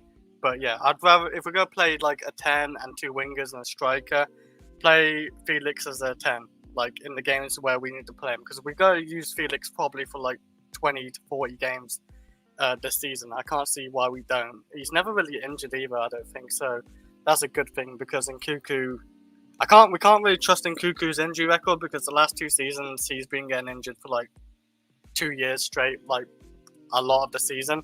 Hopefully this season we see more of him, but like it's great depth, I would say, Marshall, anyway, like just really good depth to have Nkunku, not Nkunku, Felix, just really good depth. But like you said, I'm not sure if you heard, Marshall, you know how Odegaard used as an 8, but he's more of a thinking 10 in our Arsenal system. If we use it like that, then yeah, it's fine. It's depending how we're going to use the 8. It's honestly, it's not black and white with a formation, right? You know, they're in that position and they play that position, like going back and forward as a box-to-box player. He won't be used like that. Felix is not a box-to-box player, so it's depending how we use him. Yeah. I'll be honest with you. This is my unpopular opinion. I think Joao Felix is going to be competition for Nico Jackson. I think he's going to be used as a striker. I mean, I don't think you're wrong, by the way, because he is a second striker. He is, and when who had him? Potter, wasn't it? Yeah, he was used as a striker in some games, and he didn't look too bad. Like his link up's good. Mm-hmm. He can shoot. Like let's not pretend he can't shoot. I don't think he's any worse than him. Yeah. I don't think he's any worse than Jackson at shooting. To be honest, I can't see the difference in them two shooting. Yeah, he might not be perfect. Neither is Jackson, but I think the good thing about Felix, he's very versatile. He can play on the left. He played on the left for Barcelona a lot of the season, and in my opinion, he did it fine. Atletico Madrid, he was like the second striker, a 10. He would play, and talking about him being an advanced 8, like he can probably play that fine. We're very lucky to have him for this price. So he's a very good versatile player, very good depth for the many talent we got. So I can actually see it like him as a second striker or a lone striker at certain games.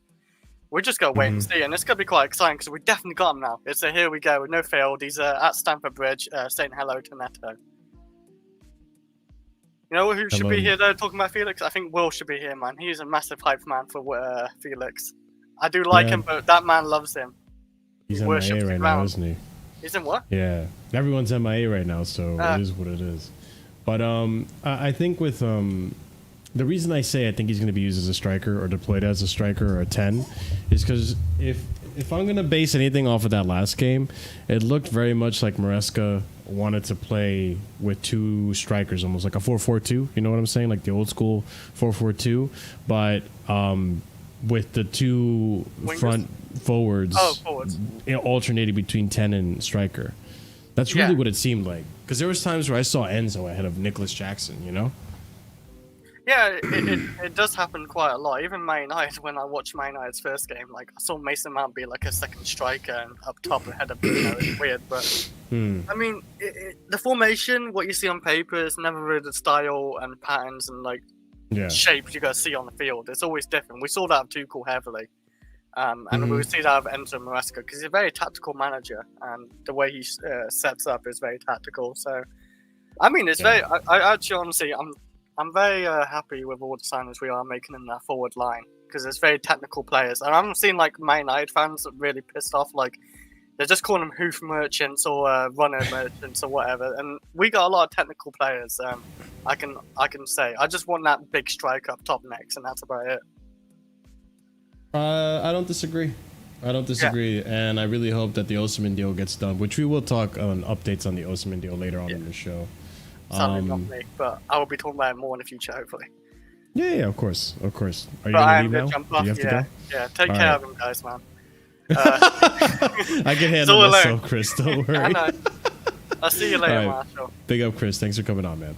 All right, cool. So, listen, at first I thought that this signing was surplus to requirements. I felt like it was not needed. It was more of an opportunistic signing, which honestly, it is a good opportunity, right? Like 40 million or 42 million pounds for a player like Joao Felix, who I know he didn't have the best season at Barcelona last season.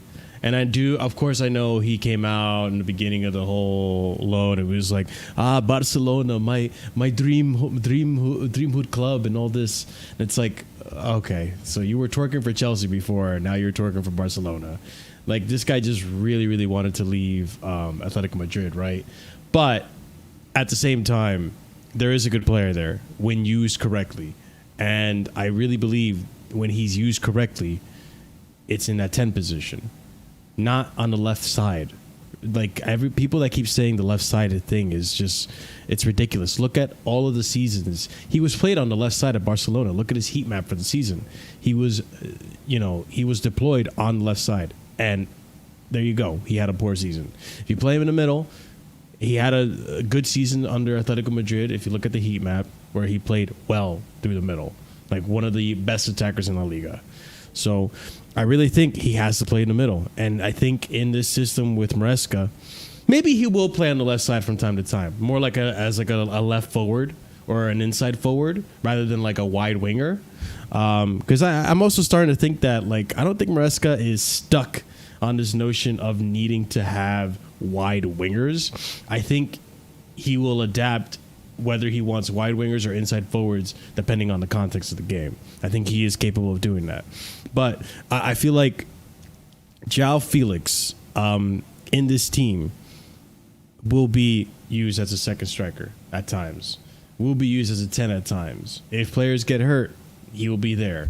You know, we have KDH as well that can play in the 10 position or attacking 8 position. I think there's going to be a lot of flexibility, a lot of rotation with this team. So I think it's a good signing, especially because we were able to get rid of Gallagher as well. Not that I was wishing for him to go, but I really just want this saga to be over.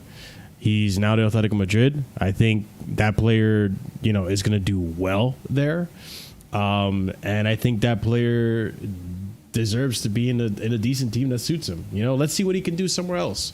Chelsea don't have to, you know, not every homegrown talent at Chelsea is going to make it, but all the homegrown talents that we sent away, they end up having good careers and being ballers. So let the guy be a baller somewhere else. You know, like, it is what it is. He was never going to be a starting player. We all said here in the panel, he's going to be a squad player. He's going to be there for depth. And I still stick to that notion that Conor Gallagher is a squad player. He should not be a starter. He's not there yet. So I think the move for Atletico Madrid is good for him, his career development. He is going to be used. He's being purchased with the idea that he is going to be a first-team player. And hopefully it does well for his season. I don't wish bad upon him. He didn't leave like Mason Mount left. Like Mason Mount, and I don't even wish bad on Mason Mount, but Mason Mount left a really bad taste in my mouth. Right? Pause, by the way. Hey, yo. Conor Gallagher, it's just, bro, it wasn't going to work out. You're not that guy. You're good. You're a good defending number 10, but it's such an oxymoron to say you're a good defending number 10. Imagine if KDB was a good defending 10. Like, it's just a weird thing to say about a number 10. You don't want your number 10 to be a defending 10, you know? So it just wasn't going to work out. Like, Poch got a good tune out of him, but that was Poch, okay? Go and do what you do best at a club that does that. And I think you'll be all right, man. So we're going solo show now, ladies and gents. So bear with me as I do have to get drinks of water from time to time. But let's go ahead. And yes, I know I did pause.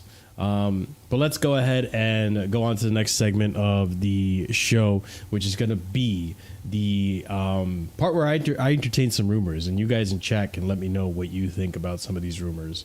I think they are just rumors. I don't think there's much legs on it. But we will see. It doesn't feel right because we did just, you know, acquire a few players in certain areas that I don't know. Let me show you what I'm talking about.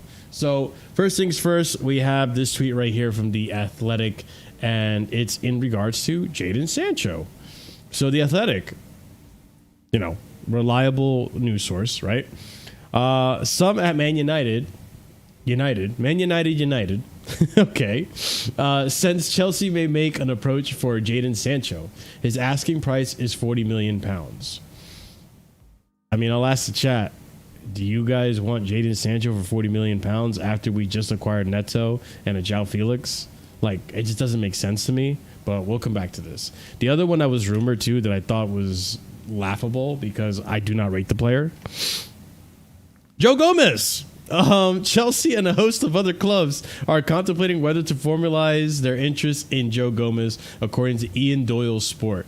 Ian Doyle, silly man. Ben Jacobs then debunks it, apparently, saying Chelsea are not considering a move for Joe Gomez. Is Joe Gomez even young enough to be in this team? Like, the fact that I have to say that is actually kind of crazy. He's 27 years old, so that's not going to happen. Would you guys consider him injury prone too? I feel like he is partially injury prone as well. So there's that.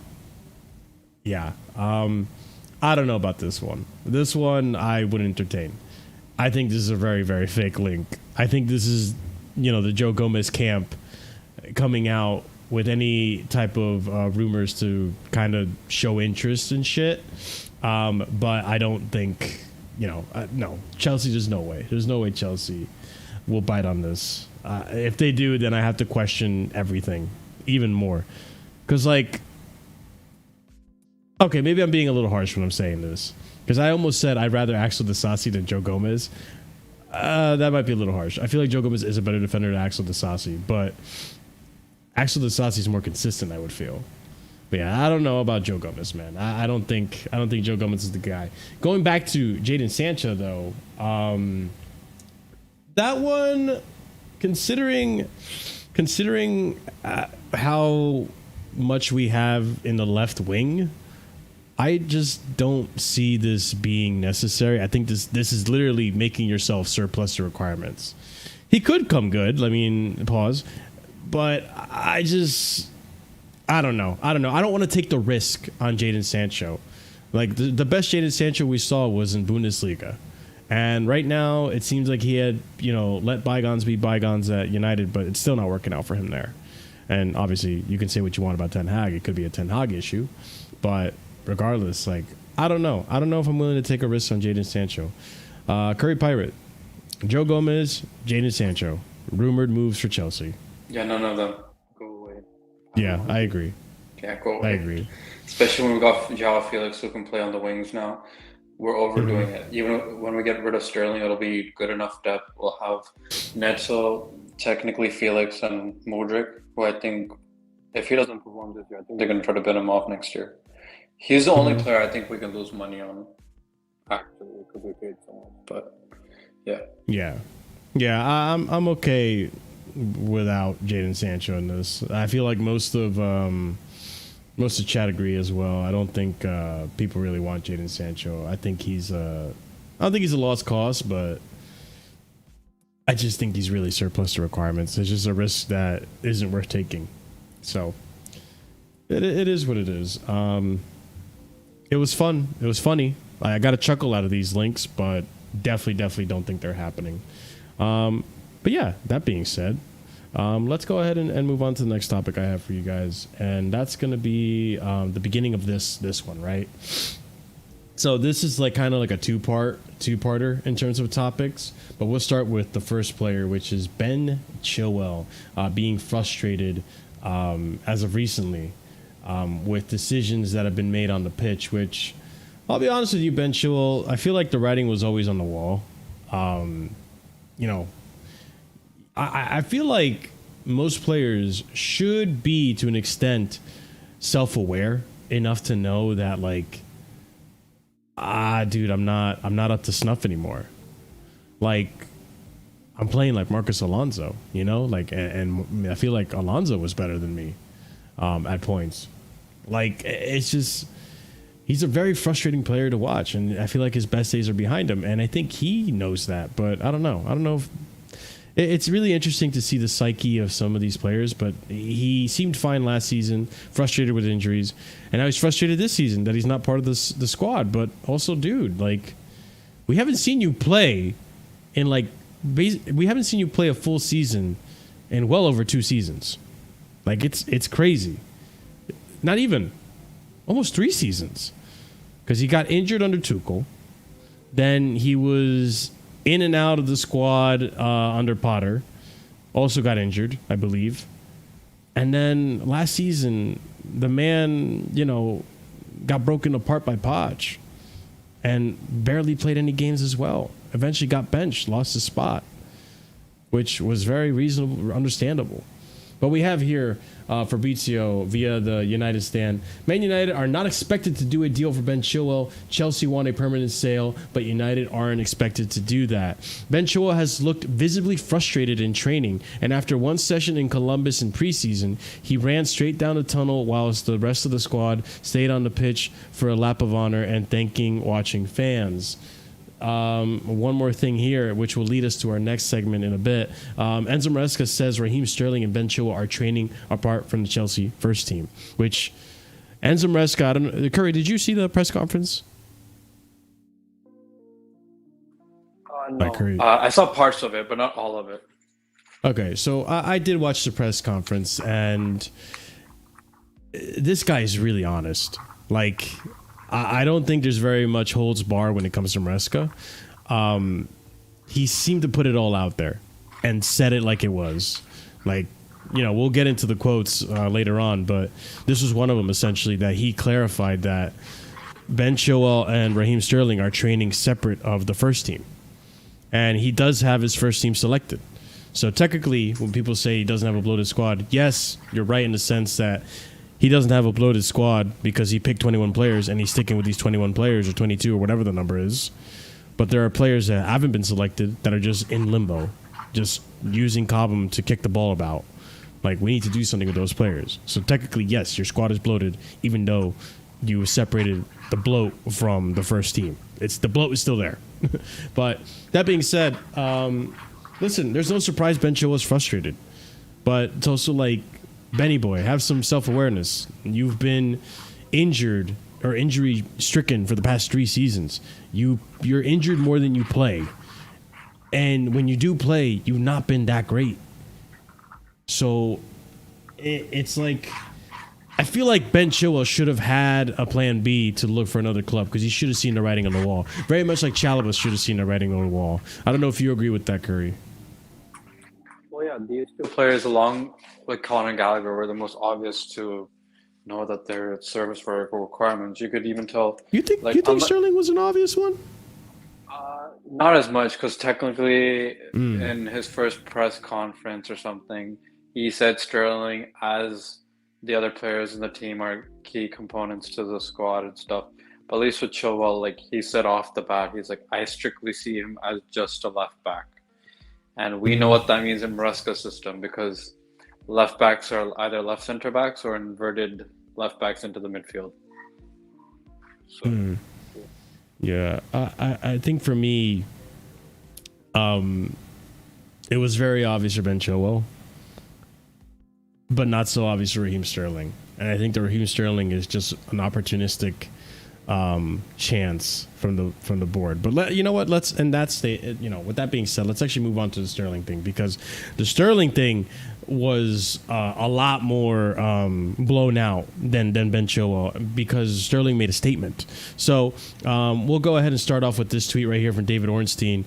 Raheem Sterling was unhappy at being left out of Maresca's matchday squad against Manchester City. We continue on.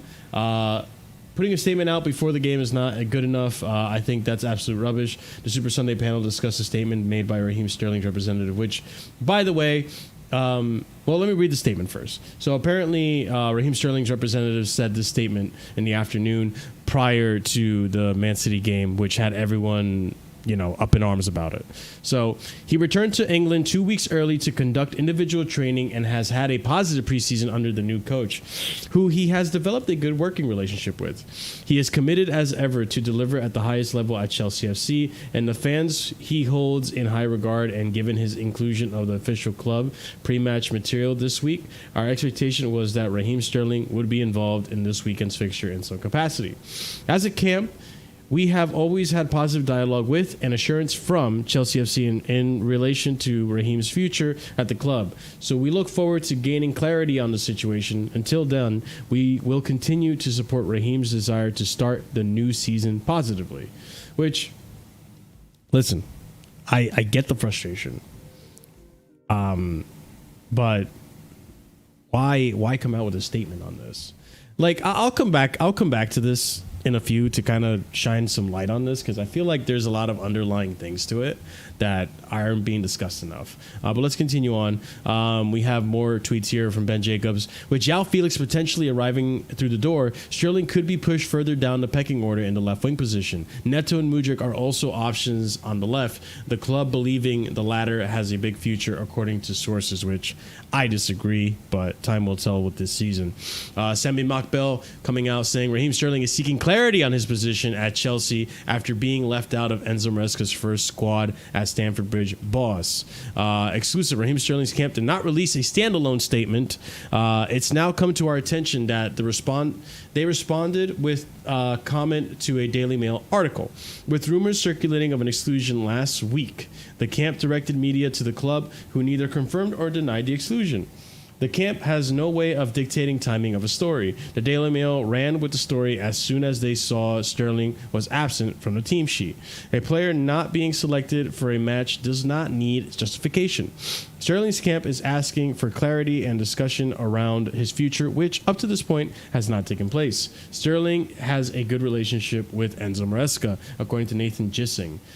So yeah, this is where it's basically put into context where that statement was made and all that. But the fact is, the statement was still made. The timing of it was poor, very much like the Lukaku thing. But at the end of the day, there was a statement put out to a publication, and this happens. So we continue on.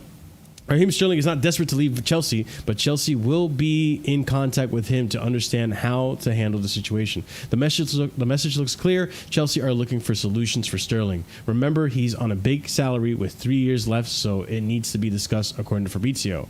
Raheem Sterling and his camp were not surprised by Chelsea team news. He had been informed during a brief civil conversation with Maresca at Cobham on Friday that he would not be involved against City, citing the competition in his area of the pitch. And I think we got a little more context on this, to be honest, but we'll get to that. Sources at Chelsea insist the club are fully behind the decision made by Enzo Maresca to drop Raheem Sterling, and I think it was more than just Maresca's decision, but I'll get to that shortly as well.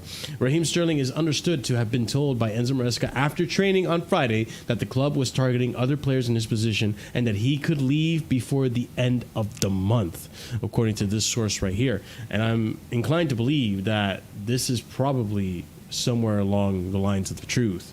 Raheem Sterling is not in Chelsea plans because they have too many wingers. They purchased another winger. He was pulled aside by Enzo Maresca and told it was likely that he would not be a part of the squad because Chelsea had too many forwards. And this is where Maresca kind of confirms that he had a discussion with Sterling about his minutes and told him that it's very likely you are not going to be a part of my first team squad. So that's where we get the onslaught of these tweets now. Raheem Sterling accepts his time at Chelsea is over as he waits for offers to revitalize his career ahead of next week's transfer deadline. Sterling does not expect to be involved for the Blues going forward. My dude, you were supposed to come to Chelsea and revitalize your career, and that hasn't worked out. Maresca also had to say here, I'm not working with 42 players, I'm working with 21 players. The other 15 to 20 players are training apart. I don't see them. It's not a mess like it looks from the outside. Absolutely not. They can even have 20-year contracts. It's not my point. I don't care. Which is cold from Maresca, man. This guy at the press conference was straight shooter, not beating around the bush, just told it like it is, and I respect it. Breaking Enzo Maresca says Sterling and Chilwell are training away from the first team. I guess we'll stop here for a minute and then continue on to the tweets a little later. But going on to this, this first part right here, right, with the statement, I feel like this statement comes out from a sense of entitlement, which I understand, Sterling. Like, you are the experienced body in the team, and you've done a lot in your career. But to be fair, you've just not been good enough to be a starter. Like, you've been there because we didn't have options. And now that we have options, and the options are perform better than you and have been, just more on form than you in their career as of recently, it's just kind of like, I feel like he feels obligated to have a guarantee. Like, this feels like Levi Colwell pretty much. You know what I'm trying to say, Curry? Yeah, but one's done something in his career and the other one's starting off his career and thinks he's hot shit. But I do get the general point of entitlement. Mm-hmm. Yeah. It's bizarre to me, but like, I don't know. What are your thoughts on this so far? Like, with the whole statement and Enzo Maresca just saying like, dude, you're not part of the plans. Like, do you think it was Enzo Maresca's choice to exclude him, or was it just pretty much the ownership saying, "Hey, Enzo, you got to get rid of this guy"? I think it is the ownership more than Maresca. It's simply because, like, I think during that week we basically signed Pedro Neto, right? And which was a surprise signing for all of us. But I think, like, obviously the ownership's like, okay, I'm getting Pedro Neto, and then who, you know, missed 19 games, like half the season, and still had 9 assists and like 2 goals, right? And Sterling has played the 5th most minutes in the league for us last season and had 6 goals, 6 assists, right? So not enough production there. And also, I'm sorry, I'd rather keep, if you're going to give me that type of production, you're at the end of your career earning 300K when Mikhailo Mudryk had 7 goals and 3 assists last season. Yeah. It's like, what are you doing? You're very similar numbers then. You're very similar numbers, and Mudryk had less minutes. And he's getting paid 3 times less. And he's still like 23, turning 24. And you're like 5 years older than him and 6 years older than him. And you're giving me similar numbers. So, like, yeah, dude, peace out. Yeah. So for me, it's like, that's why, like, I kind of see what you're saying with the writing on the wall, but because of how long his contract was and because of the wages he was on, well, that's the thing. He's still at the club, right? Like, we haven't got rid of him. So that's why when I started the stream off in the beginning saying Ahmed has not won any war because Sterling is still here. And also Ahmed threw the flag in the beginning of the summer when he realized that Sterling is going to be impossible to move on. And it still might prove to be impossible to move on.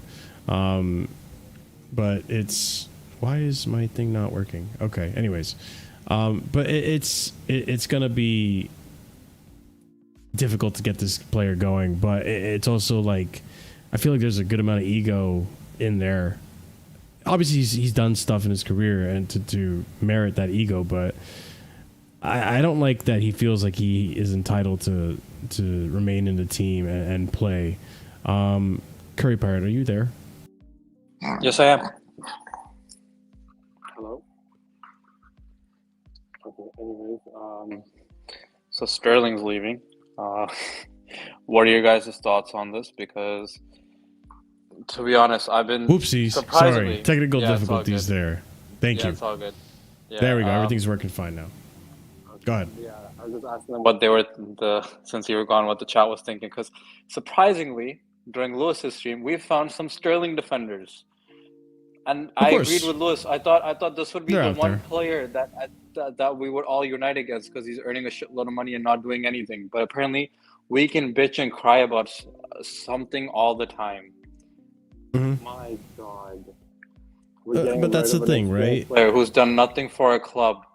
We were 12th and 6th, and he has similar DNA to Mudryk last season, and earning 3 times more. What are we doing, guys? He didn't win the league with us. He didn't win any cups with us. What are we doing? Yeah, and that's the thing too. Like, I understand. Like, if we had gotten rid of Sterling without getting any backup, then I'd be criticizing the ownership and the recruitment at that point. Like, that seems absurd, right? Like, getting rid of him without acquiring anyone. But now that we have Neto, now that we have Joao Felix that can play in that position, and Nkunku can play in that position, we know Jackson can play in that position. Nkunku cannot. No. I don't want to see Nkunku on left wing again. I didn't mind it, but that's just my opinion, right? Fair enough. I think we can make do without Sterling now. Yep. I'm not going to say that, like, you know, he's a trash player, because I don't think he's trash. He's certainly not the same Sterling that everyone knew of back at, you know, Man City. But what I will say about Raheem Sterling is that I do feel that when he is on the pitch, he at least creates some chances. He does something, but he's just not clinical. I would have been curious to see how he does now that he's in the system and not dealing with shit managers like, you know, Graham Potter, Frank Lampard, and Mauricio Pochettino. But it seems like it's not going to happen now. And the reason why is because I'll continue my tweets here showing you guys what we're seeing. But continuing on, I have this tweet. It's a quote from the Maresca press conference, and it's just the following part here. This is not my problem. I'm here to take decisions. I'm not thinking about how many years on the contract. It's not my job. If they have 6 years in the contract, but I don't like them, they can have 20 contracts. 20 years. I don't care. Implying like the contract doesn't matter when it comes to who I'm gonna fucking pick and who's gonna stay on the team. And I agree. I think Sterling is in the decline. We'll continue on. Raheem Sterling has held clear the air talks with Chelsea with the aim of finding a resolution to his uncertain future. Chelsea are now actively trying to identify suitors for Raheem Sterling, who is expected to be kept updated by the club. And this is like the weird part. Clear the air. There's not really like. I think Daniel Sturridge alluded to this too in an interview, or when he was asked about it in the panel. People get left out of the squad all the time. So why do you need to have clear the air talks? I think it's very much, if you're not part of the squad, you're either not fit for the match itself, like, you don't fit the tactics, or you're just not better than what he has. And if you're not content with that, then you find another club, Felix coming for 140 a week killed Sterling. There's nothing Maresca could do. Sterling could be angry if Maresca had to him weeks ago. He wasn't part of the plans. Can Maresca jetson Enzo and Caicedo? It was never his call, even though we all think it was Maresca's decision. Maybe. We continue on here. Raheem Sterling trained away from the club on Tuesday and Wednesday after being given a few days off while both parties considered options for a departure from Stamford Bridge, according to David Ornstein. Sammy Mockbell then reports it remains to be seen whether Raheem Sterling will be banned from using first-team facilities when he returns to Cobham like Trevor Chalobah has. Raheem Sterling has expressed a preference to leave Chelsea on a permanent basis after it became clear that at present he is not part of the club's plans going forward. Then continuing on, Chelsea sources have disclosed that the outcome of discussions were for all parties to collaborate in finding Raheem Sterling, who has been given permission to miss training on Tuesday and Wednesday, a permanent move away from Chelsea. Raheem Sterling is open to listening to proposals from other clubs before next Friday's transfer deadline, but will not be forced into an unfavorable transfer. Raheem Sterling has been offered to Aston Villa, but it seems not expected to develop due to the overall cost of the deal. The wages is a big part of that. Raheem Sterling wants to stay in the Premier League. Moving to Saudi Arabia is not an option for him at the moment. And to be fair to you guys, Saudi isn't buying. Like Saudi isn't popping off like it was last year. And I think they got, burned by a lot of the players that came and then just went back. They picked up a check and bagged in the cash, and then they ended up not kicking off or cooking in Saudi. So I think Saudi was like, yeah, we're not doing that anymore. We're gonna actually do this the right way. So very much like how the Chinese league kind of did their thing, and then they were like, yeah, we're not doing that again. So Saudi's not coming in for Raheem Sterling. I hate to say it, or maybe they will. Maybe they will. I could be wrong. I never doubt that I could be wrong. But do you think we move Sterling, Curry? Do you think this is even going to be feasible in 10 days left to the window? Funny, I don't know, but as people have said before, Arsenal like to be, Mr. I need to save someone all the time, so they can go save Sterling. Because I've been hearing from Don Robbie even on AFTV, I would take Sterling. Apparently their fans would also take Mudryk. So, you know what? 2 for 1 sale. Okay, 2 for 1 sale, £50 million. You get Mudryk at Sterling, man. Take the price now, man. Great deal. You know what I'm saying? 2 for 1, man. When do you get times like this? A Premier League winner who's won it 3 to 4 times, and you get a Mudryk who you guys desperately wanted, who we beat you to, future Ballon d'Or clause and all that. So 2 for 1 deal, man. 50 million. Let's go. Yeah, actually, we did just save Felix, to be fair. So it's a London club saving complex. But I mean, I don't think Arsenal are going to go for him, even though I don't think he would be terrible for Arsenal. I think he would be better than for right wing and for Saka because they still haven't got enough fucking right winger for this guy. They're gonna run him to the ground, aren't they? But Martinelli has not lived up to the standard. Yeah, but they have Trossard. Trossard literally plays left wing.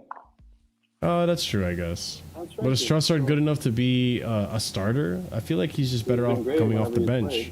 I think he's gotten like over 10 goals last season. Fighting with Martinelli. Yeah. You know, and we were getting complaints that guys, it's the left hand side behind Martinelli. Pause. You know, the Zinchenko and Kai Havertz. Hey, 8.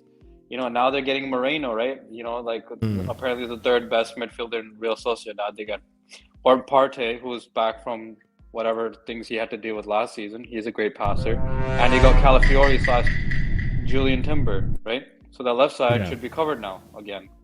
So, you know, no excuses for Martinelli. So I think he would be great right wing cover, and they would be able to afford his wages too, because they're trying to get rid of Reece Nelson too, unless you want to literally run Saka to the ground, because this man was limping first game of the season again before scoring his goal.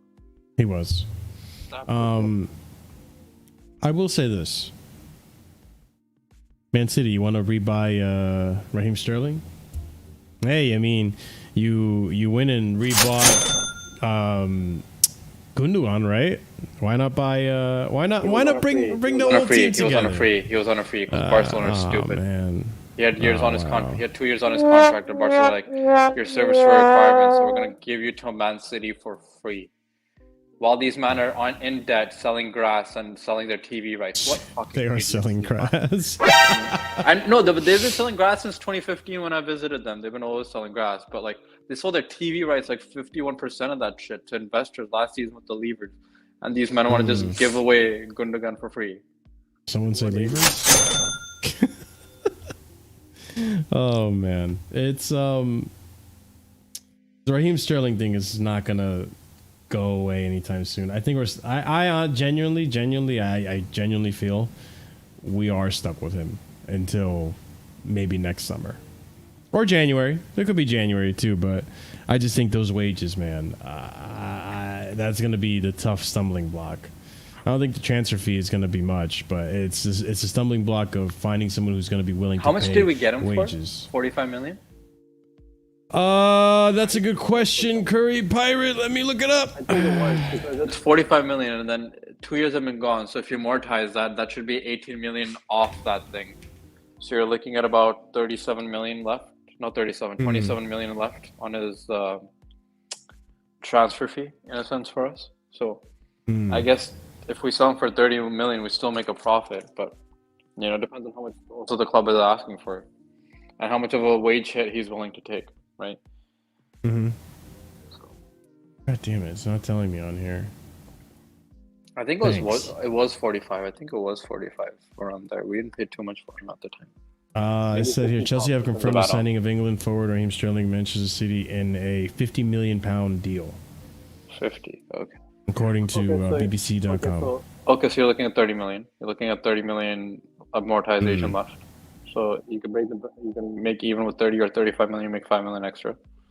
I don't think that's too much if BROJA can fucking go for 30 million if he stays at Ipswich. Yeah, it could be a loan with an obligation, kind of like we've been doing lately. Yeah, it could be, but again, it's those wages, man. It's the fucking. Feels a kind of weak, bro. That's the same thing with Lukaku too, right? Lukaku has 300. To an extent, Lukaku has like the same wages as him, so. But Lukaku's been willing to cut his wages. Do you think Raheem Sterling would be willing to cut his wages? Well, he'll have to at some point if he wants minutes, because there's only 3 clubs in this league that can afford it besides us. So that's United, Arsenal, and City. And he's not going to go to, and Spurs aren't going to pay his wages. Neither is Villa. What about United? In England. United's not going to go after him right now. I don't. You don't think so? Unless they get rid of Jadon Sancho first, and then they're like, okay, we'll try to save this man too. Then, but you know. Hear me out. No, we're not doing a switch. I don't want Sancho for Sterling. Fuck off. No, thank you. No, thank you. I know. You know what we've been doing reminds me of? I don't know if you remember this, Marshall. FIFA Ultimate Team, FIFA Ultimate Team, FIFA Ultimate Team 13 and below that. You remember you could do trade-ins where you could trade 2 cards and offer money to try to get a player from your friends. But that sounds like a feature that would happen. Yeah, in the day you could like go to your friends list, or let's say you wanted to buy like a Ronaldo. You could, instead of, if you don't have the cash, you could be like, hey, I'm gonna give you like a Modric plus another player and like 100 million. Would you take the deal? And that's what it feels like we're doing, right? Like Lukaku could be like Cassidy with, Lukaku Cassidy. It does feel like that, yeah. Right. Which is why like when I was saying before, right, about trying to get some of these players out, I do like that they were being smart about it in the sense of like, hey, we're gonna include this player with this deal, cut us a deal, you know, kind of thing. Kind of how like we're using Lukaku and Cassidy potentially even Carney for Osimhen, which we'll get to that, but that's what I like. I like that aspect of it, but God damn it, we got to do this faster because we're running out of time, and there's still so many other players that need to find homes. So it's a double-edged sword in that sense. But with the Raheem Sterling thing, Curry, would you have been curious to see what he would have done under like a system? Because when you think about it, Sterling came in for Tuchel. He looked good under Tuchel. Tuchel gets sacked. He has the season he has with Potter. Then he has to deal with fucking Mauricio Pochettino. Then, before that, Frank Lampard. Do you think? I don't know. Maybe I'm getting James Madison vibes. What I mean is, first half of the season he doesn't look too bad, and then he looks dog shit. So that's what happened with Tuchel too. Like he was good games under Tuchel, some good games under Potter, then tails off. Again, Pochettino, beginning of the season. Some good games, right? I think he scored a hat-trick or 2 goals against Luton or some shit. And that was in August or early September, right? That's when he was like, got us some goals against some lower-level teams. Yeah. Did great, right? Got the goal against Man City for us too, for both times. But, you know, he was doing well in the first half and then gets injured or I think something happened and he just peters off in the second half. So I just feel like it's a pattern. Yeah, you could be right. Almost like Kai Havertz in that sense too. Yeah. Well, time will tell. We'll be keeping an eye on this story. Probably report on it on Sunday. When does Chelsea play again? Let me just check this real quick because I might be missing 2 games because Sunday at 6 a.m. West Coast time. It's Wolves. Oh so yeah, that's right. 9 a.m. for East Coast. All right, so we might have a Casually Chelsea show on Monday. Who knows? Just to talk about the news and catch up with all that stuff. Now that the season started and we have 2 games a week, pretty much, it's like content's going to be really jam-packed here at Casually FC. So if you haven't done so already, ladies and gents, smash that subscribe button because it helps us out tremendously. And we're just going to be busy, like I said, spitting out the content and churning a lot of content. We're trying to get to 3K, so help us hit our goal for that 3K goal. But thank you guys for letting me know when the game is. Yeah, we'll keep you posted on the Raheem Sterling stuff. Obviously, there's other news outlets that are going to tell you as well. But when it's done and we find out the result, whether he's staying or leaving, we'll be here to talk about it as well. That being said, let's go on to other topics that we have in regards to Chelsea as well. And that's going to be the movements in Cobham section of the show. So, yeah, there's been a lot of movement in Cobham. A lot of players coming and going, some being speculated to make some moves as well. And these are not really, there's a little bit of, you know, they're smaller stories. Nothing too crazy, not too many details surfacing, but things that are going to be heating up soon. So let's start with the first one that we have here is the Bashir Humphries deal. So Burnley and Chelsea have signed all documents for Bashir Humphries deal. Exclusive details of the deal. £12 million fixed fee with 2.7 in add-ons, and there will be also undisclosed sell-on clause. Humphries, new Burnley player, here we go, and story confirmed. So this is a permanent move, right? Yep. Oh, that's good. This is good. I mean, listen, I don't know who's crying about Bashir Humphries. Okay, cool. There we go. So, yeah. I don't think anyone's really crying about Humphries. We didn't really see much of him at Chelsea except for, 1 game under Potter or something like that? Like, it's cool. We got money off it. What a legendary game that was, you know what I'm saying? Chelsea. Up to Chelsea. Who cares? Like, I know. I genuinely don't care about this player. He can go. Like, I wish him the best, obviously, but like, I genuinely don't care about this player. But he's being sold on, so that's one less person to that list that I was referring to, right? Of players we need to get rid of. Another one that could potentially be gotten rid of, or potentially could stay, is Cesar Casadei. So Cesare Casadei, we have here some news of him from The Athletic. One player who may have had a reprieve is Cesare Casadei. He is back in training with Chelsea first team after a minor knee injury, and there is a possible spot in the squad for him now that Leslie Ugochukwu has gone to Southampton. I like this. Listen, personally, me, I want to see what Cesare Casadei could do. I think he has the potential to be a really good player. We just haven't seen enough of him, and he's still a little raw. Maybe this season, with a few minutes played, if he remains in the team, because you never know. These things are topsy-turvy in the transfer window when it comes to Chelsea. We are the wild card of the Premier League when it comes to transfers, right? You never know. This could end up being a smoke screen, and then he gets sold with Lukaku for Osimhen. You never know.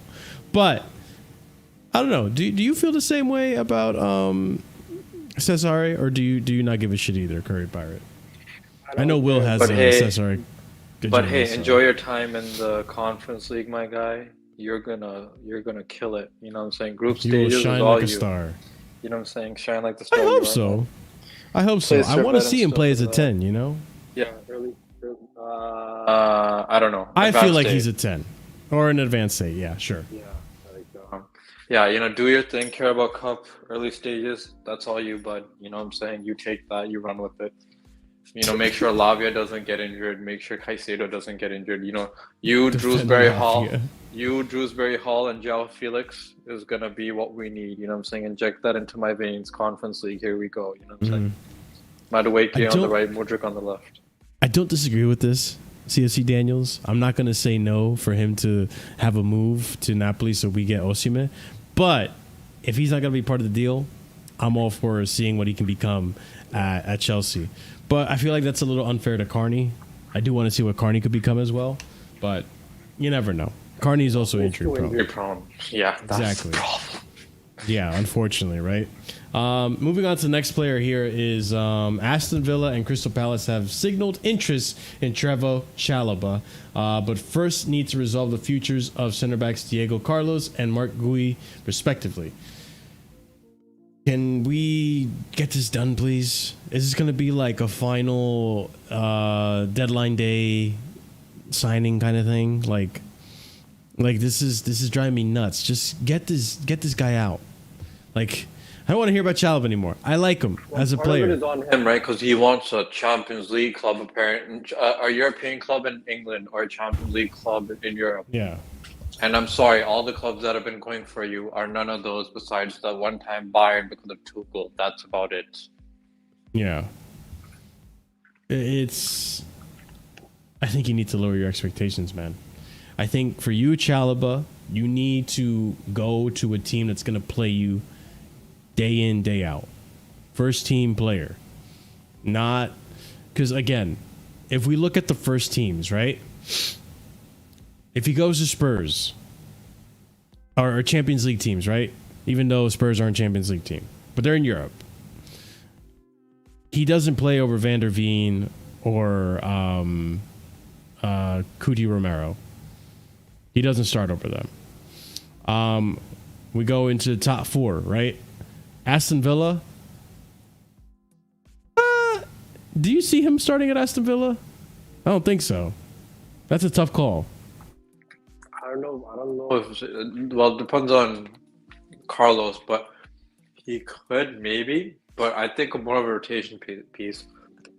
Well, plus he's good backup for Konsa too, because Konsa's a center back that plays right back for him. That's what Chalobah can do for them too, and they can get rid of Matty Cash if they need to or whatever it is. But all the other teams, Man City, he doesn't United play. even He doesn't start. Yeah, United even Euros there. Like he'll be another bench player for them, like replacing Maguire.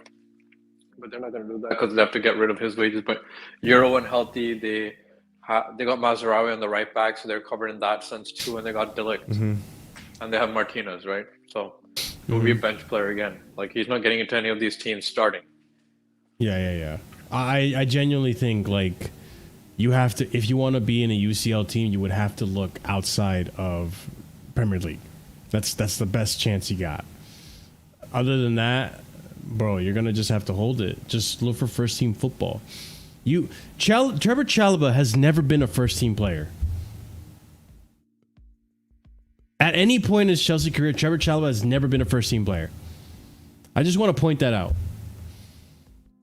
So if anything, for you to ask to be in a UCL squad, what are you doing? Dude, aim to be a first team player first. Then earn your stripes. Then you can say, I'm good enough to be in a UCL team. Like, a lot of these players lack self-awareness. And I think Chalobah, unfortunately, is one of those players that's like, dude, you knew you weren't wanted by the team for a while now. You sat, dug your heels in, and now you're in a position you're in. Or now we're going to be brutal about it. And, dude, you've never been a first-team player. At least not at the highest level. So it's just weird. It's just weird to me. Going on to the next player on this list of players we have in the movements in the Cobham section is Crystal Palace are closely monitoring Carney Chukwuemeka's situation, but may be put off should the asking price move much beyond the £20 million price tag. I believe his release cost is £40 million. Which it's 40 million, yeah, 40.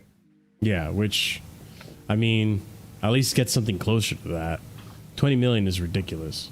But then again, he is an injury-prone player. So, but then again, for 30 million, I feel like that's a decent bargain. 30 million, take him, peace out.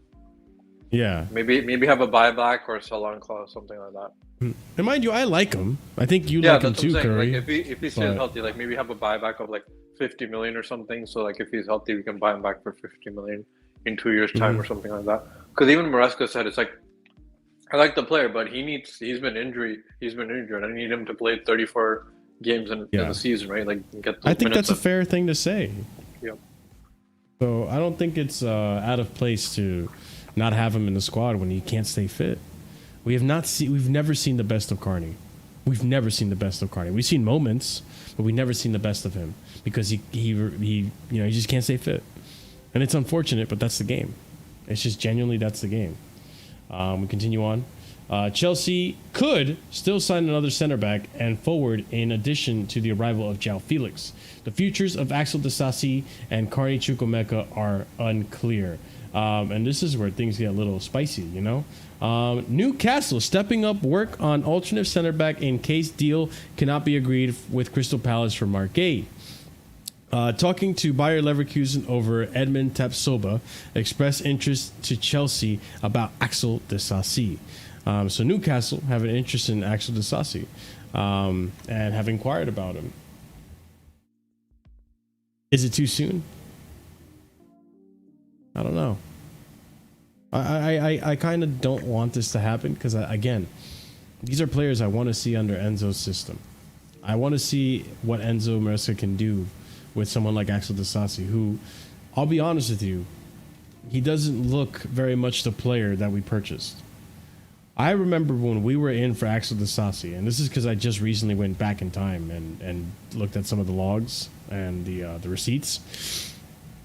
When we signed Axel Disasi, part of the allure to him was the fact that he can play the ball out the back. Kind of like what Levi Colwill, that's the allure with him at Brighton.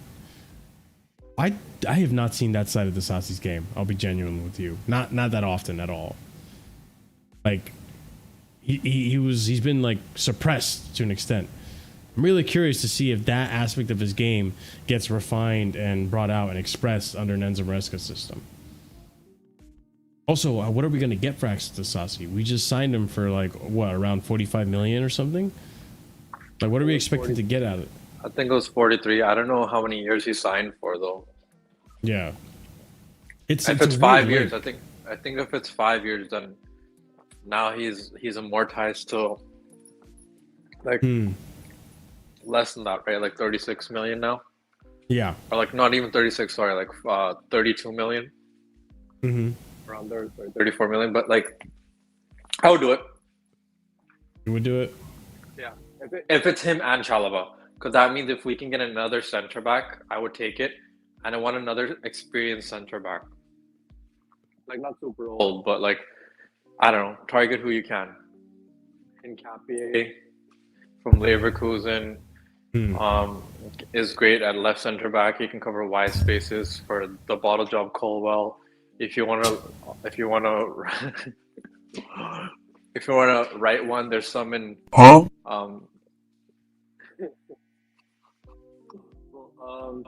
there's some in Leipzig. Like, there's decent experienced center backs, and by experience I don't necessarily mean too old, but like ages 23 till 27 that we could at least target if we need to. But I think that's only happening if we get to sell Chalaba and Disasi. Yeah, agreed. I just don't think they're gonna go in a package deal. I don't know.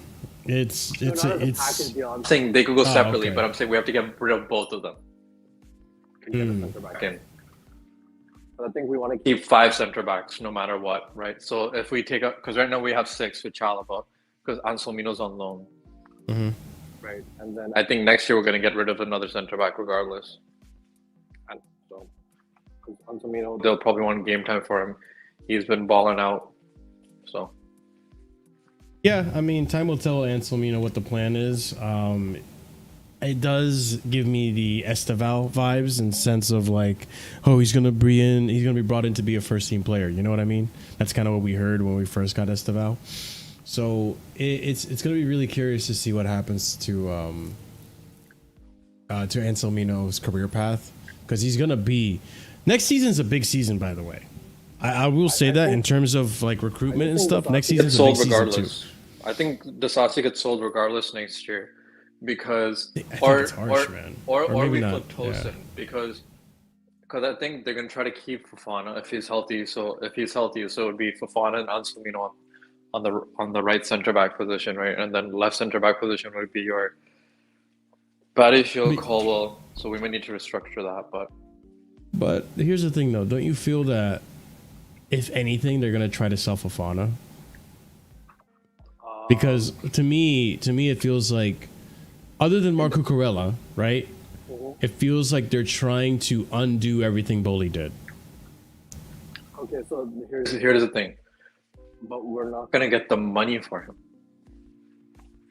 Right? So here's the thing. If we're thinking of selling him next year, that means one thing basically happened. He was injury prone for a lot of the season.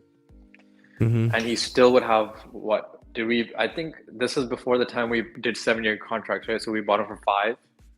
And we spent 70 million on him at the time. So he would have 2 years left, unless I don't know if we extended it. So he would have 2 years left. So yeah, I don't know. Like, he would be like around 40 million, but I don't know if anyone would want to pay 40 million for an injury prone Fofana, like for 3 years in a row, technically. Yeah. And then Tosin's on a free, right? Like, Tosin we got on a free, so we could just easily flip for anything. That's what I'm saying. Like, I think it's going to be Tosin or Disasi more than Fofana next season. Yeah. I see where you're coming from. I don't know. Like, the way things have been going, it really does seem like, for me, they're trying to get rid of those high wages. Like, I think everything is wage driven here. And I think for Fofana being that signing that was under Boli, and honestly, I feel like if they could, they would get rid of Cucurella. Like, I feel like if they could. I don't think now. Now, I don't think they can because Maresca wants to use him. No, not even that. I think the end of the season he had, plus the Euros campaign, there's no way in hell you're selling a left back who's on the form of his life right now, who's perfect for the system. And he's got a great song. I don't know about that part. Well, the Chelsea version, yes. The Spanish version, no. Yeah, not the Spanish version. The Chelsea version, yes. Because my God. But yeah, like that's the problem. I agree with you. They want to get rid of wages, but I don't think they would sell Cucurella right now. Fits too much into the system, is in the form of his life. But that's what I mean. And there's like, no good replacement for him. Like if they had stuck with Poch for one more season, I feel like Cucurella would have been out the door the first opportunity they had. Yeah, getting an extension. Fuck me. Yeah, let's not entertain that. We know Chilwell's leaving. Hopefully, we'll see. That's another one too that I don't know how they come to a solution to get rid of him. Like, as long as we get rid of Sterling and Lukaku, I'll be more than happy because that's about 650K in wages. Mm-hmm. In any case, if we're really desperate, I would even do like we'll pay half his wages for a loan. Yeah, and I think also like to be honest, Marshall, like next year it'll be fine with Chilwell because he'll be on a year left. Yeah. So like he'll want to leave regardless, or I guess he wants to go on a free. So we would just do a loan, and then he would be on a free like Ziyech. Yeah. So I think it'll be resolved regardless by next summer. I hope so too, because I mean, not for nothing, man. We've been on Chilwell for a hot minute. Like that guy should have left last season. To be honest, like he was washed last season. Even last season, I was like, dude, I don't want this player. It took game 1, and you know, R.I.P. Gotta Frogs. He's not actually dead, but he's no longer in chat. He called it out from the get-go. Like this guy is trash. Like hot trash. One of the few things Gotta Frog said that I agreed with. So yeah, I'm not a fan of it. Like he should have been gone last season. Pochettino comes in, makes him fucking vice captain. Now it makes it a little bit more difficult to get rid of him. A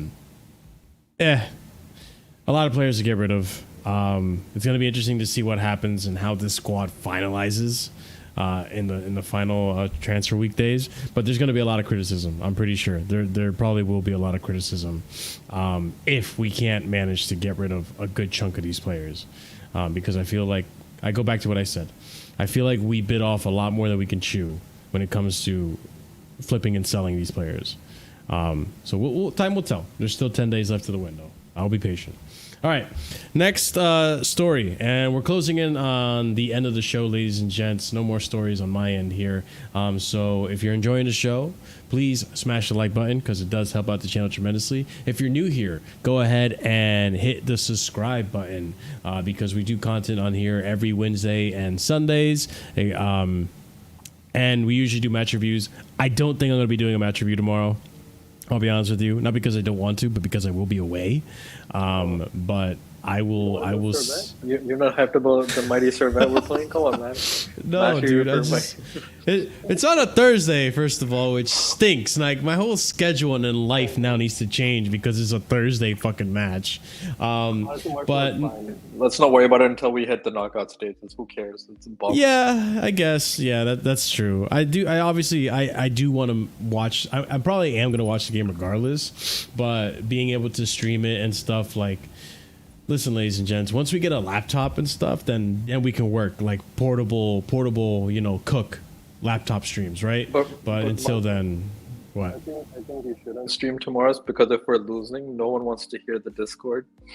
So I think that you know what I mean? That would be turning into a war zone. This is true. If we're drawing or losing to Servette. Yeah, that would be really bad. That'd be really bad. So. Yeah, we'll also. I might have to deafen the Discord tomorrow. if we can see the first goal, Discord gets deafened. I'm doing that, dude. To be honest. It's like sorry, Corey P. I'm out. It'll get bad, especially with how many people we've had Discord. It's of a course. lot of fun. Yeah, it's been popping off, man. Like we've had a lot of new members recently because Ahmed's been doing watch-alongs in our Discord, and also directing people there.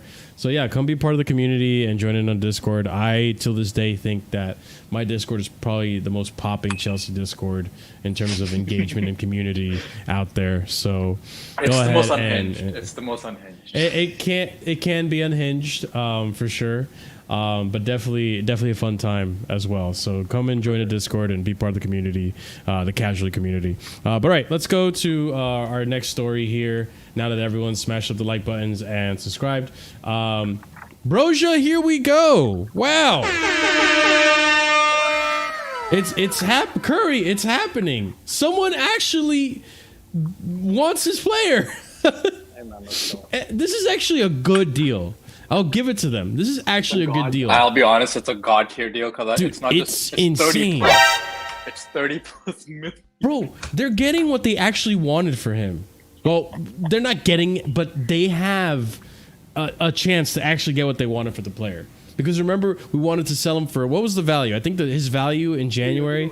2 years ago, it was 50 that's million. crazy. That's And then 50 was What is crazy. wrong with this guy, I think man? it went down to like 40 or 30, and then in the earlier parts of the summer, I think we were willing to get him off for like 20 million or something. Or 30 million pounds? I will Sterling? do that any day. Yes, 30 million pounds for BROJA, who's, you know, unfortunately been on the decline. He's gone. He's gone. Yeah, after the injury, he's gone. Yeah. Well, mind you, like I want him to do well, right? Because I do think he's a fantastic player prior to the injury, but you know, it just hasn't worked out. I don't want to be patient with him at Chelsea. I don't think there's room for him at Chelsea now. Like we don't have time to be patient with him. We need results. We can't wait. Yeah, for we this have guy new to BROJA and Marquis, who's literally New regen BROJA is so. crazy. Is it not same similar height, better technically, similar ball striking because he's like iffy on finishing, but he's like 19. But he's 19, kind of like is his a similar Southampton BROJA. breakout I year, do kind of like do his know what you're Southampton, saying, yeah. you know what I'm saying? Decent header, physical. It is. So. Yeah, I see what you're saying. I do see the similarities. But here we have the Athletic reporting. Chelsea are now prepared to let Armando BROJA join another club on loan with an obligation to buy worth around £30 million. We find out that club is Ipswich and Mr. Kieran McKenna. Trackers. Yep. The Chelsea are set to agree an obligation to buy. What's up? Hutchinson's there too. Remember, we sold Hutchinson to them too for 22 million. Yeah, that's true. Summer. That's true. So yeah, we have good relationships with these guys. So Ipswich Town and Chelsea are set to agree an obligation to buy clause for Armando BROJA, included in the loan deal. It will close the £30 million fee to be activated if Ipswich avoid relegation and continue in the Premier League, which I think is really, really good business. And then we have here pretty much the here we go coming soon. Understand Ipswich Town and Chelsea are set to agree obligation to buy clause for Armando BROJA included in loan deal. It will be close to 30 million fee and be activated, like I said pretty much before. It was a requote. £30 million fee. And here it is. Armando BROJA to Ipswich Town. Here we go. Verbal agreement completed on initial loan. There will be mandatory buy clause in case Ipswich Town avoid relegation. Total package worth £30 million accepted by Chelsea with salary covered until June. Salary covered until June. So what does that mean? Total package worth... So that means we're covering his wages until June next year. So basically, we're going to be paying basically the wages he's on right now because they're new to the Prem and they can't afford. I think he's probably on 100K a week now. So we'll be paying his wages at least for this year. And then if they stay up, then they'll buy him outright. Okay, that makes sense. That's fair. I think that's a fair deal. We'll loan him to you guys, but we'll pay the wages. But if you guys... Yo, imagine they actually get relegated. That's a really shitty deal for us. We just paid his wages. We didn't even get to use him. We get some money for the loan fee, right? Kind of how we got it for Fulham. We got like 4 million, even though he didn't play shit. Bro, if BROJA ends up becoming a low fee merchant, that's just sad. BROJA will be a money laundering scheme, dude. Every year he gets loaned out. We get a loan fee.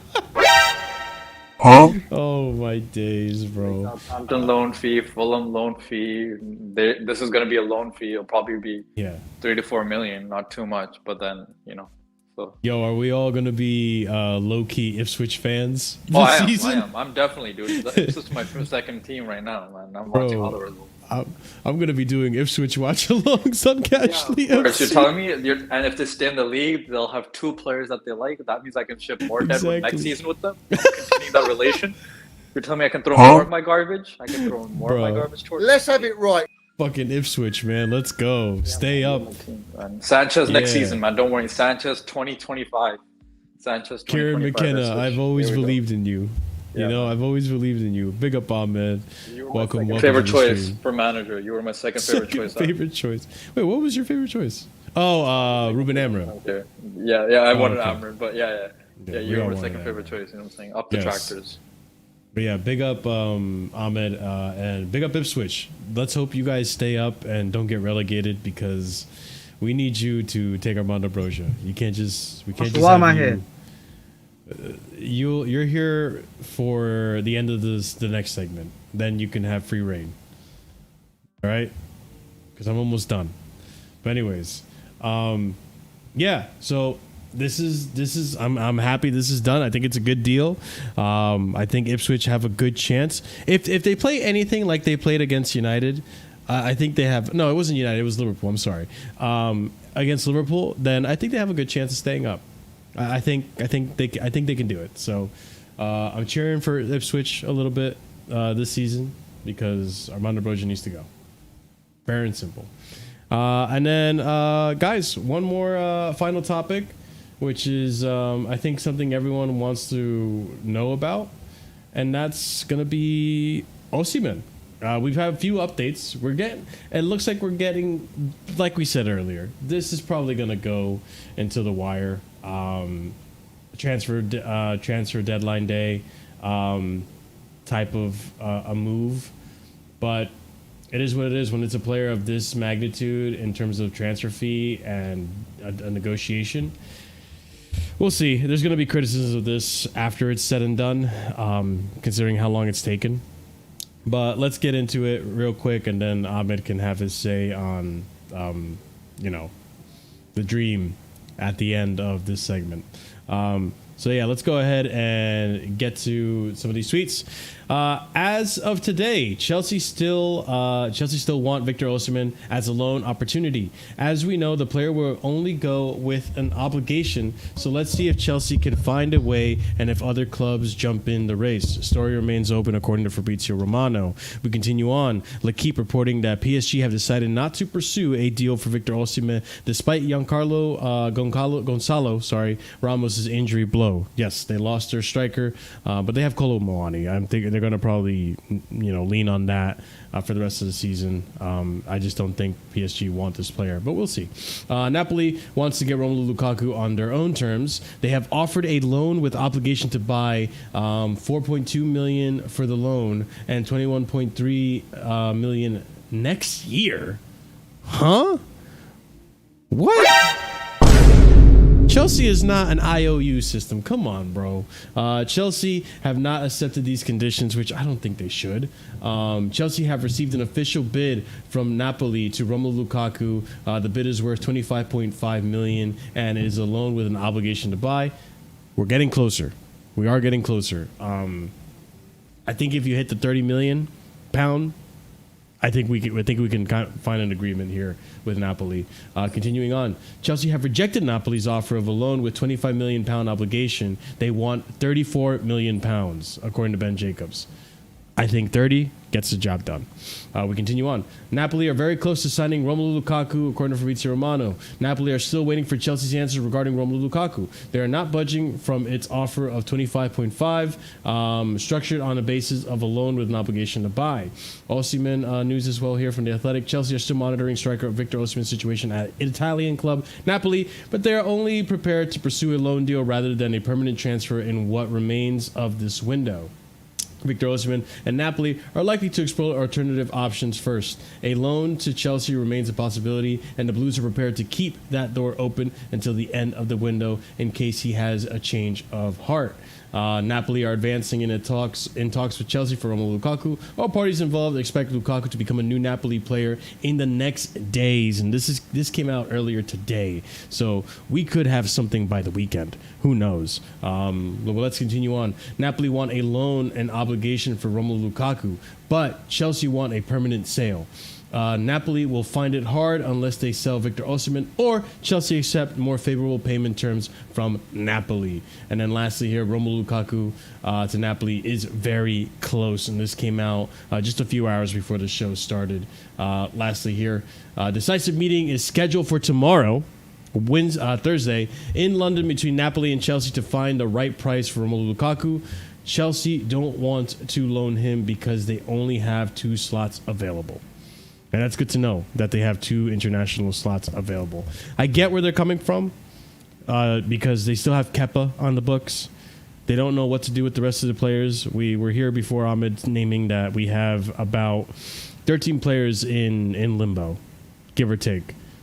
We don't know where their future lies in terms of, are they going to go to the under 21s? Are they going to go on a loan? We have 10 days left of the window before, it closes, and we still stuck with these players that are excess to requirements.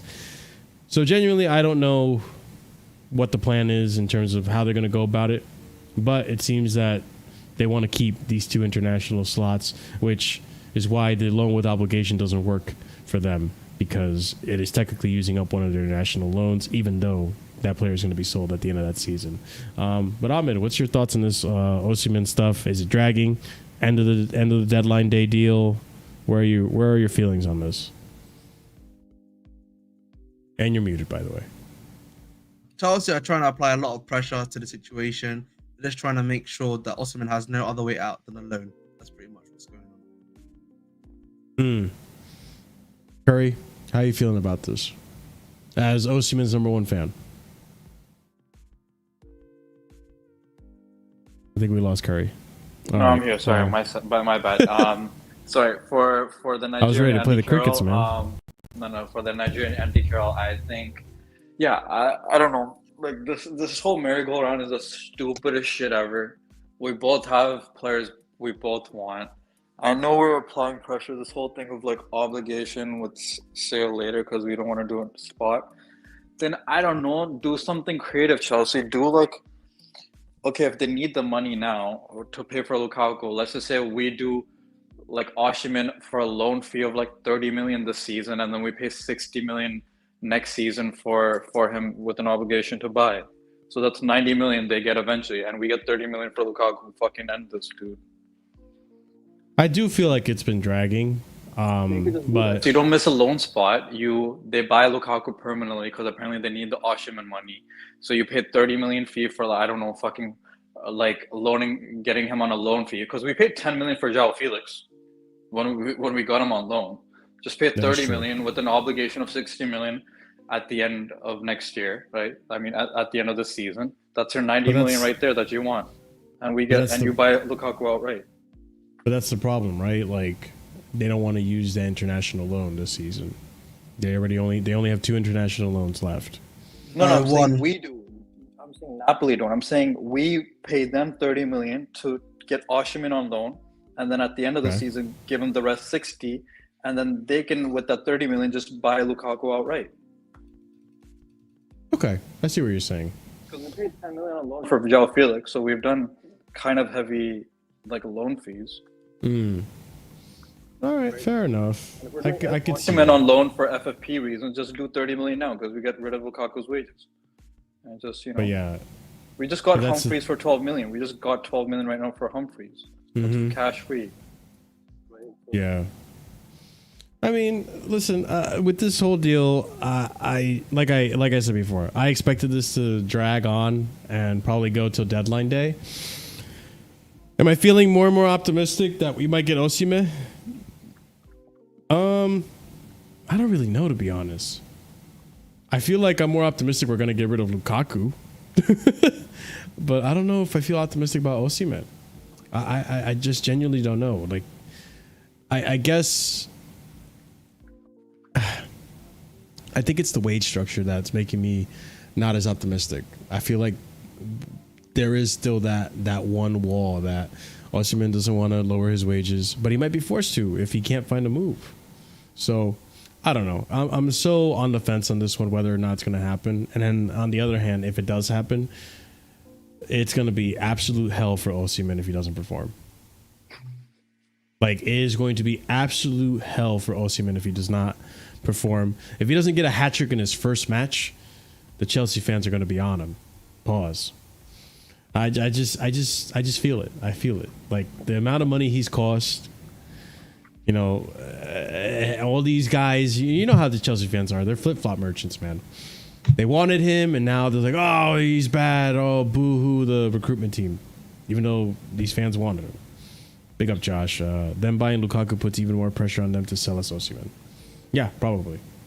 But, I mean, time will tell with this one. And we'll go from there. But, all right, Ahmed, this is the moment you've been waiting for. This is the moment you showed up for. So, there you go. Do your thing. Give me one moment. I'm just texting someone. There we go. Lovely, look at jubbly. that. Sorry, bro. Listen, man. I told you I was gonna win. You know what I mean? Win, I told you I was going to win. You know what I mean? Win, You know, every time you were doing this nonsense about you're not gonna win anything. You know what I mean? The battle's not been won. You're not gonna win the war. I told you that I was gonna win the war at the end of the day. And you know, Marshall, I've got your very own YouTube video. I've got your very own YouTube video that I want you to play. If you wouldn't mind. You know what I mean? I'm just going to send you the link to that video. And I'm even going to give you the timestamp of that video, if you don't mind, that I spoke about this fraud. You know what I mean? Let me just actually, are you talking about Amranian, that fight for Amranian? Listen, man. He can be a fraud. You know what I mean? You know what I mean? I don't really care. But listen, where is it? I was literally watching this today. Yes, there we go. It's the Nkuku injury stream. There we go. Lovely jubbly. Let me just get the timer up. Okay, because I'll just let you guys in chat know. Ahmed commented on a video of mine from a while ago, and I knew you were up to something, but I was like, what is he doing, bro? He's watching this video from ages ago. What's the timestamp, my friend? I have it up. Ahmed? Once again, I'm just listening. For the exact moment. Trying to find the exact moment here. Let me set this up. Again, guys. I would just say go to 15. Go to around about 5th. Let's go to around about, I would say 12 minutes, please. 12 minutes. 12 minutes. What about that? Yes, please. Ah, dang it. All right, I'll just total 4. This should be good enough, right? Okay, let's see what we're looking at. Like, I got to give him credit, and kudos to him, man. Kudos to him. Like, he definitely deserved the goal. He did play. He did start the game. There was the last game, I believe, against Newcastle, where we didn't actually get to see. Not Newcastle. I'm sorry. It was Newcastle, right? Yeah. No. Fulham. I'm sorry. Yeah, Fulham. Yeah, it was against Fulham. Actually. I'm sorry. The black and white stripes got me confused. Fulham. Yeah. And so I didn't see much of him. You could tell, like, he's definitely gonna go on loan, right? You could tell. Good for him. I think he did loan and everything. Ahmed, talk to me, brother. Okay, so I've not had anyone, and I mean anyone. I'm pretty sure even that said we're gonna be competing for the league. I'm pretty sure no one's gonna say that with the squad that you have currently. So there are people though. There's a couple of crazies like. Listen, there's always crazies in it, but there's not. But it's not. But like, I think it's our fan base. There's plenty of crazies. There's one in our chat right now. I'm pretty sure, but nothing has changed. By the way, we still have plenty of crazy fucking fans. Nothing has changed. Even though this was 2 years ago, nothing has changed. Some of you motherfuckers are crazy, but let's continue. But I think the majority of them is that actually him, by the way, just quickly. Yes. Oh, okay. But unironically, though, I've always maintained, I will still maintain, technically the target for this team is and will be top 4, whether we like it or not. Whether or not we can finish at top 4 is another question, right? Indeed. But the target for this team will probably be top 4 and get a cup in the Premier and get a cup in the FA Cup or the Carabao Cup. I'm pretty sure all of us here would agree to that, right? That is the aim of this team. Before I even man, start content. Yeah, where is it, man? You said it was in around about the section. I remember the first chance. The second one, like the one where he was essentially 1v1. The way the ball dropped is not the way. It's not a normal reaction. It's not a normal reaction to the ball. Mm-hmm. Right. So, because if you saw the way the ball went, the ball literally went bounced back to him like this. The pitch was not good. Yeah, for sure the pitch was not good. Like it's like we've done some backspin. Yeah. So really, you can't even be really even for that one. It's a bit more unironic to blame. The third chance where he passed to Chukwuemeka, again, we can only blame the pitch for that. Again, honest player to be judging Jackson down, but I think Jackson again a very good performance. And at the end of the day, we don't need our striker. Wait a minute. Oh, this was in preseason. For some reason, I thought this was Champions League. No. This is preseason. Remember, this is Nkuku injury. Isn't that for you, Yeah, right? yeah. You're right. I wasn't thinking. All right, Always let's score. I continue. think our striker list, and that's what we need him to be. Continue that form onwards. I would like to say that despite not scoring a goal, I think Jackson had a good game yesterday. Let's keep I pushing. think one that I like about his game yesterday is a Yes, we're decent almost there now. keeper Remember making this now. situations. 16, He created 16. those corners. Oh, I think this wasn't right force. Chukwuemeka. This game just shows you. And Chukwuemeka cannot play like he really is an attacking 8, in my opinion. 8 position was a lot more explosive. He doesn't work in a 10 role, in my opinion. So I think that we should start playing him in the 10. If now let's go on to the winger situation. Obviously in Cuckoo, he was looking a bit lively, of course, until obviously he had that little knee injury. From what we know, apparently it's not a serious injury. The club is quite optimistic on it, but they don't know if he's going to be available for Liverpool yet. So they're going to wait and see approach on that one. That's unlucky, isn't it? Yeah. So moving on, you've then got obviously the situation with Mudryk and Sterling. Mudryk, I think, looked a lot more lively. Something I really like, something I spoke about in the previous game is that I want him to demand the ball more. I want you to demand the ball. I want you to say, give me, pass me the ball. And he did that a lot. I think something under Poch that we've also seen is that Poch has kind of made him, what's it called here? Poch has done a good job of trying to, teach him how to use his pace appropriately. Like, there was that time where he would slow down. That didn't work out, did it? You know what I'm saying? Yeah, use your pace advantage with the dribbling that you have as well. And, he's clearly improving as a player. That's what I'll give him. Now let's move on to my favorite player. Ironically, I've got his name on the back of my shirt, Raheem Sterling. Back of your shirt. Secretly backing Sterling, I see. But let's continue. And I'm gonna be real big man. We might need to start writing his name in the death note, bro, because it's looking like it's time to. It's looking like, man, it might be time, bro. You know what I'm saying? I'm gonna be so real, bro. Like Benson Baini, who is the Algerian fullback for what's it called? Borussia Dortmund, had that guy under lock and key. He was doing what Gusto was doing to the other wingers we were seeing in preseason, bro.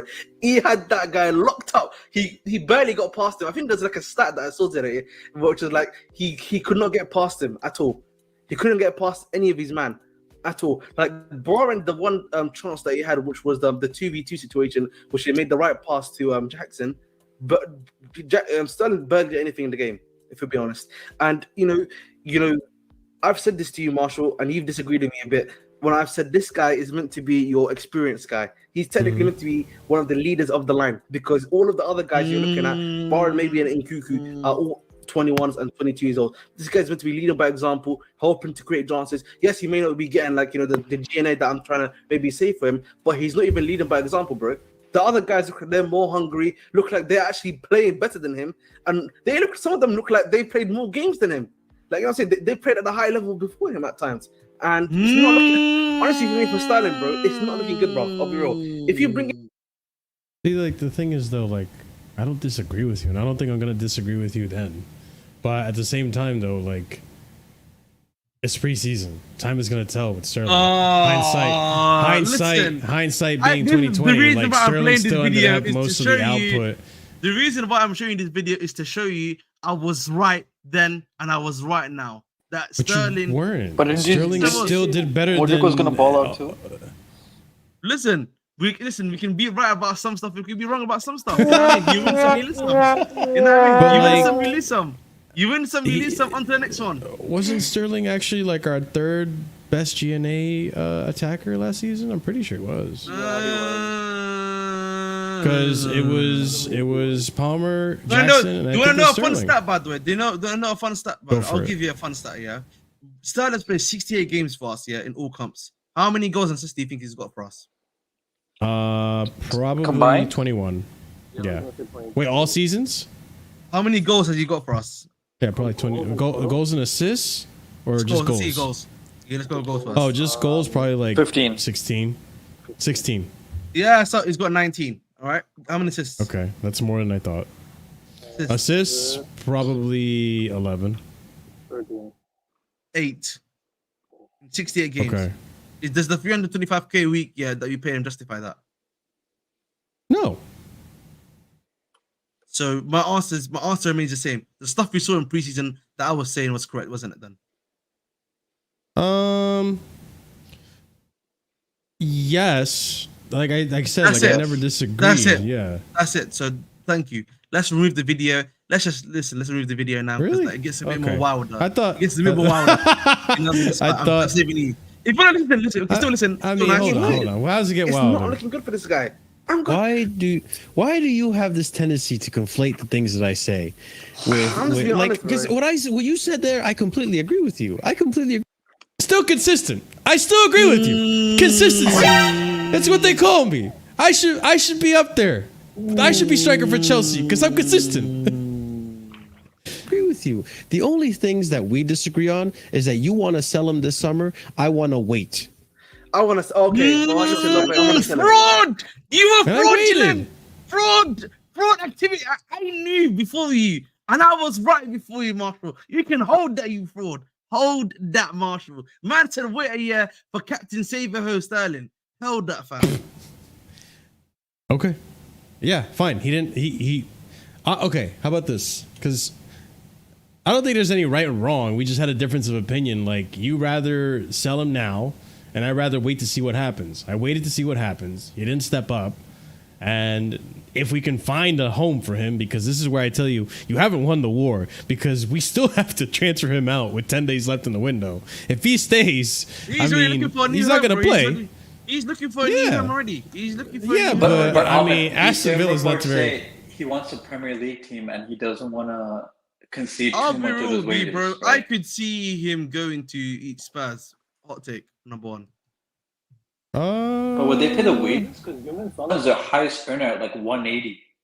But I think you would have to be willing to take a wage cut because, like, and I think he But it might would be do. more than half, you know? It would have to be I on would like think- 140. Do you think I would- the other thing I was thinking about, yeah, that one someone and I was thinking about this, Sterling to Manchester United. What are you thinking? I don't think United are going to want Sterling, I think they but would. they you could know, use him. But he would I'll be be real. the starter for them. I'll be He's real. better than Rashford. compared to what Rashford is giving them and stuff like that. Yeah, He might be the truth for them. I think if Sancho leaves, then I think I was talking to Marshall. No, and you know you Yeah, do. yeah, yeah. Listen, because you know Chelsea are trying. Because there's been this rumor stuff about Chelsea being linked with Sancho. You bring Sancho to Chelsea, but you lose Sterling in exchange. Has he? Wait, did Matt Law actually say this? Like, is this recent, Joel? Yes. Madueke leaves yes. if we can't get rid of Sterling. Matt Law Yes. said that's That's Yeah, what he I'm said it was saying. Madueke. So that's That's why, kinda like, crazy. so the club chose Madueke over Sterling. Hold that, Marshall. My goat is staying. My bandana man is staying. Can't wait till Not if we can't get rid of Sterling, bro. What are you talking about? He wants to leave too. He already wants to leave. He's fine. He's happy to leave. He wants to leave. That's it. fine, but that's But one Ahmed, thing. what are your thoughts on Arsenal getting him as a backup for Saka? Because No, otherwise, that could also be a reality, Right, but I right think wing. it depends. I think it depends, of course, right? You know, whether or not they want to do that or not, bro. That's the question. Because they like you were saying, they like being saveable. They saved Havertz, they saved Yeah. countless of players, so they can save Sterling, and they get right wing covered. I really think And he can pay the wages like wages- 200k. They could pay because Yeah. they're paying Havertz 285, so they could pay like 200k, and Sterling could take 100k. Question is going to be how much would the fee be then? Because like I don't know, because we brought it for 45 million. How much would he demand? 30 million probably. 30 million probably. I think. His amortization, because he was on a 5-year contract, so he has 3 years left. So he only has like 27 million left. So if we get 30 million, we still make money. I genuinely think this is what I think is going to happen, and then I want to play the rest of this clip because I want to see what more outlandish things you say. But I think what's going to happen is he does get a move, but Chelsea have to pay half the wages. It's like a loan move or something. No, I think it'll be And paying half the wages is better than, paying the whole wages. I think that's the way Chelsea see it, because the wages is the issue. Like, there's a move for Aston Villa, but I don't think Aston Villa are very keen on him. He wants to stay at London. I mean, he's not going to go to Fulham. I don't think, even then, Fulham, are they going to pay that for him? I could see him fitting into United. I mean, that's a good shout, but who starts for United at right wing? No. They're gonna start right because they got Ahmed Diallo there and Garnacho and. Well, that's what I mean. Like, it'll be left wing. He'll be a left that's winger. what I mean. But that's what I'm trying to get at. Like, if he goes to United, Diallo starts to the right. Is he gonna start over Garnacho on the? Because I feel like Garnacho is better off on the left for them. Is he gonna He's start over on the right. Garnacho? If you ask United fans, they usually say he's better off on the right. What's it called? Garnacho. Oh, I could be wrong, but then yeah, I just feel like they have options for left and right that are over Sterling. Also, I could have sworn Diallo play on the left, but it is what it is. I think he can play both. There's that issue. Martinelli, is he better than Martinelli? Yeah, I guess. Like I had this realization the other day. No one has a good left winger. Like genuinely, I think we might have the best left winger if fit, and that's going to be Pedro Neto. So in terms of like top 6 Premier League teams, who has the best left winger, it might be us with Pedro Neto if he stays fit, because statistically, human Son. But Son isn't playing left wing anymore. No, Son's been playing more of. But they have Solanke, so they'll have to pay. Do you think Son's going to continue to play in the left wing, because he's kind of been deteriorating there? I'm just not going to play 2 strikers up top, so it's going to be Solanke because they paid 65 million, and he would be their highest transfer with like Ndombele, and then it would have to be Son because Son is captain and he's still getting GNA. That's a good point. So maybe Son is the best left winger. Because Luis Diaz, as good as he is, he's not cooking. His output's not there. Martinelli is having still stinkers of games. Your boy, I can't even remember his name anymore. Doku. Your boy Doku is not cooking. Man's still struggling at that Man City team. What other team am I missing? I think that's it. Like, there's no, in terms of left wingers, there's not really much Doku better Nation out there. Doku Nation, man. This would be third. Doku's not playing cooking. Kudus left. I'm side saying bring him to season. the bridge. For the right fee, I'd bring him to the bridge, bro. Who? Doku? Doku. Oh God, no. All right, that's enough Ahmed for today. All right, ladies and gents, thank you so much for. Okay, nah, I'm bantering, but also no. Come on, Ahmed. Come on, bro. You know Why that. not? No. How about we get Salvio instead of Doku, the guy who looks better, who's done things in Girona? That's insane. And Doku I Nation. can't believe you I'd just rather said go for Doku. Salvio. Like, all right, let me continue playing this clip because I'm actually genuinely curious what else is being said here. I'll end it if it gets stale.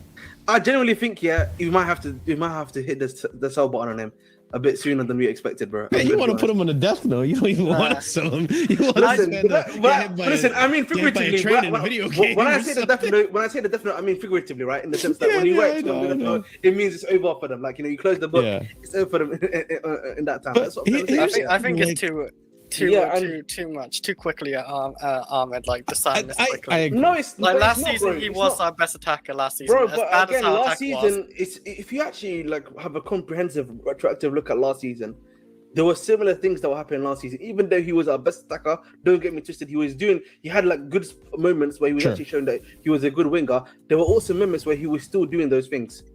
Yeah, right? he's a frustrated player. But now it's become like. But now he's had consistent bad performances in a row. I wouldn't call him bad. I've called him, if you want, like, average. Like, he didn't do a lot, but... All right, I think I've heard enough. Here's the thing, though. Here's another thing I think to back up my point. We didn't have a backup left winger then. Now we have 2, 3, potentially. So getting rid of Sterling is a lot more feasible now than it was then. You just wanted to get rid of him outright without a backup. You were going to rely on Mudryk, and imagine if we actually relied on Mudryk, how bad that would have been with us. I don't get promoted by League 1. Listen, League 1 has been hard to watch this year. I've been having to use the Bandulu sites because they stopped streaming in the UK. They don't have a UK rights dealer in the League 1 anymore in the UK, so I can't watch in the UK anymore. So I've been having to use Strasbourg Nation. Like, there's no way that's the third kit design. We'll talk about that next time. But yeah, like, I have to head out, bro. I'm cooked right now. I'll be honest. Like, I need to sleep. I think. All right, man. You don't do that at all. So do that, please. Yes. Sleep for once in your life. Holiday, yes, that's fine. All right, do your thing, bro. We'll catch you later, right? But yeah, I think the Ahmed thing, he just wanted to outright get rid of Sterling with no backup. At least now, if he had said this now, I would have been like, yeah, let's get rid of Sterling. I don't think he's as good as Neto. I don't think he's as good creatively as Joao Felix would be.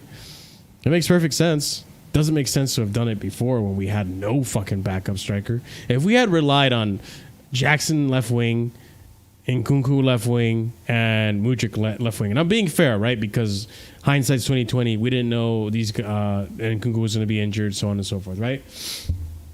If we had relied on those three players, I would not have felt confident about that. Not one bit. Later, Curry Pirate. Thanks for showing up as well.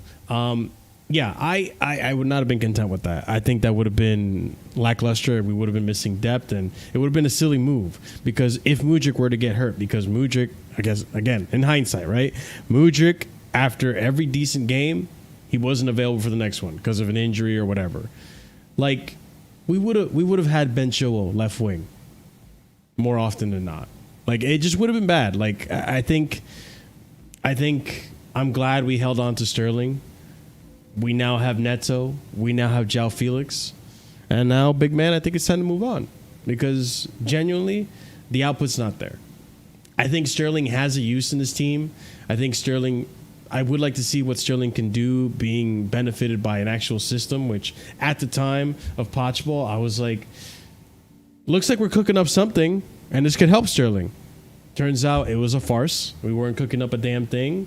We were burning dishes and, ruining the souffle. You know what I'm saying? Popping the bubble before it's ready. You know what I'm trying to say? I don't know what I'm trying to say. But point is like, Mauricio Pochettino was no chef, okay? The man was cooking and flipping burgers in the bodega across the street. Not even a 5-star restaurant. This man was cooking nothing. So, point being is that I'm glad we kept Sterling. It didn't work out. I would have been curious to see what would have been like if he had stayed. Unfortunately, this is the game right now that we're in. We need to get rid of players. Some of these players are huge toll on the wages because Bully had implemented a certain structure prior to the new one coming in. And then we move, man. Like, I'm content with having Neto and Felix in that left wing position.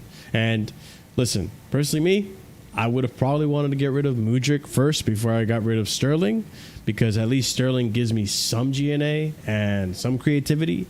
Mudryk has been a very frustrating player. I don't know how Mudryk is still surviving this team. I'm willing to give him this season as well to really, really, like, now you're in a system. Now you have guidance. Now you have Maresca holding your hand. You need to step up. You need to step up and show that you are worth keeping in this team.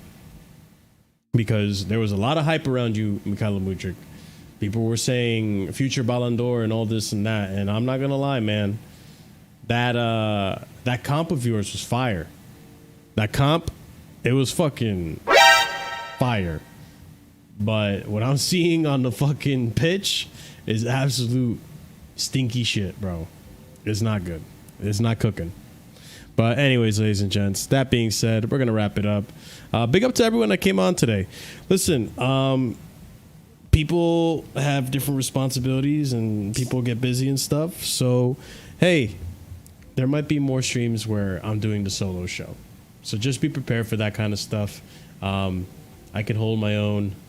And I think you guys are interested in hearing my opinion more often than not. But yeah, thank you for the Casually FC community for being here today. I appreciate you guys coming in and smashing the like button. If you can get me to 70 likes, that'd be great. If not, no big deal. 65 is a brilliant number to hit despite not having a crazy crowd in here.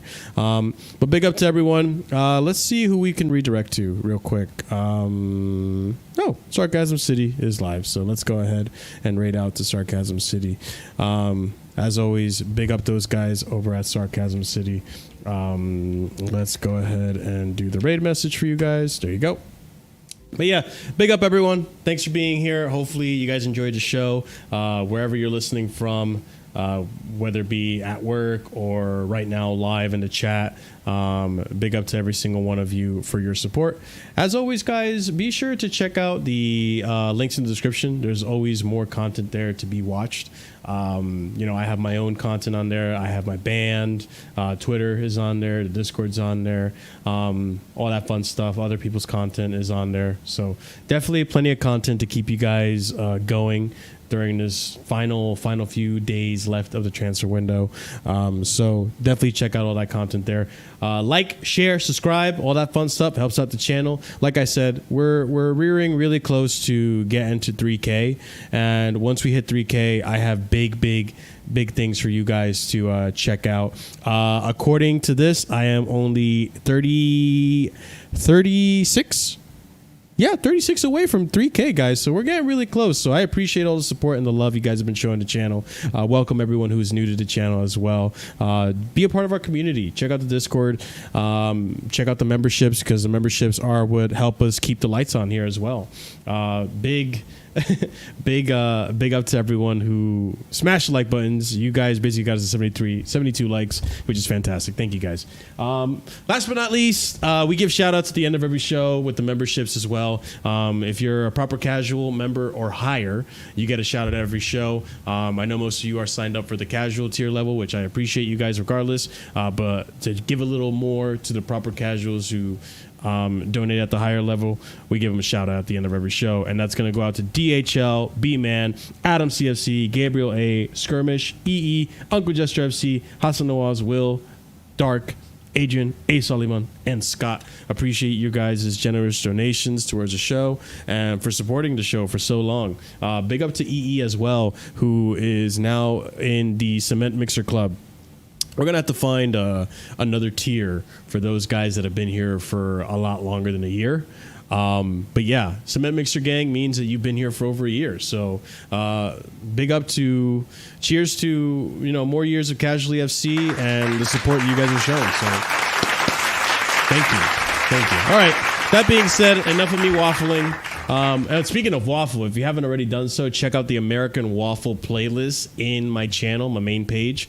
We did a show yesterday. It was the return of American Waffle. And Jesus Christ, guys, if you want some quality content, if you want to laugh, if you want to have a howler, then go ahead and check out the American Waffle stream from last night, because we had a blast. It'll be back again next week, Monday or Tuesday. I don't know about tomorrow's show, by the way, the reaction to the match. I don't think I'm going to be available for it, to be quite frank with you. So we'll see what happens. If I can do it, it will be from a remote spot. It won't be from here. So we'll see what happens. But don't hold your breath. If anything, we'll probably do a quick reaction to it on Sunday or something, because I will not be here as well. I won't be here pretty much till Sunday. So Sunday I'll watch the match and I'll react to the match on Sunday. So we'll see you guys on Sunday. Probably do a Casually FC stream as well Monday, as the window is closing up and we need to catch up on news. And then finally, we're going to have a predictions as well coming up. So all that is being planned. Stay tuned. Hit the subscribe, like I said. Like the button. Let me stop waffling. Copy and paste the raid message. Let Sarcasm City know where you're coming from. Show the love. Smash the likes on the way in there. And as always, guys, stay casual. Peace out.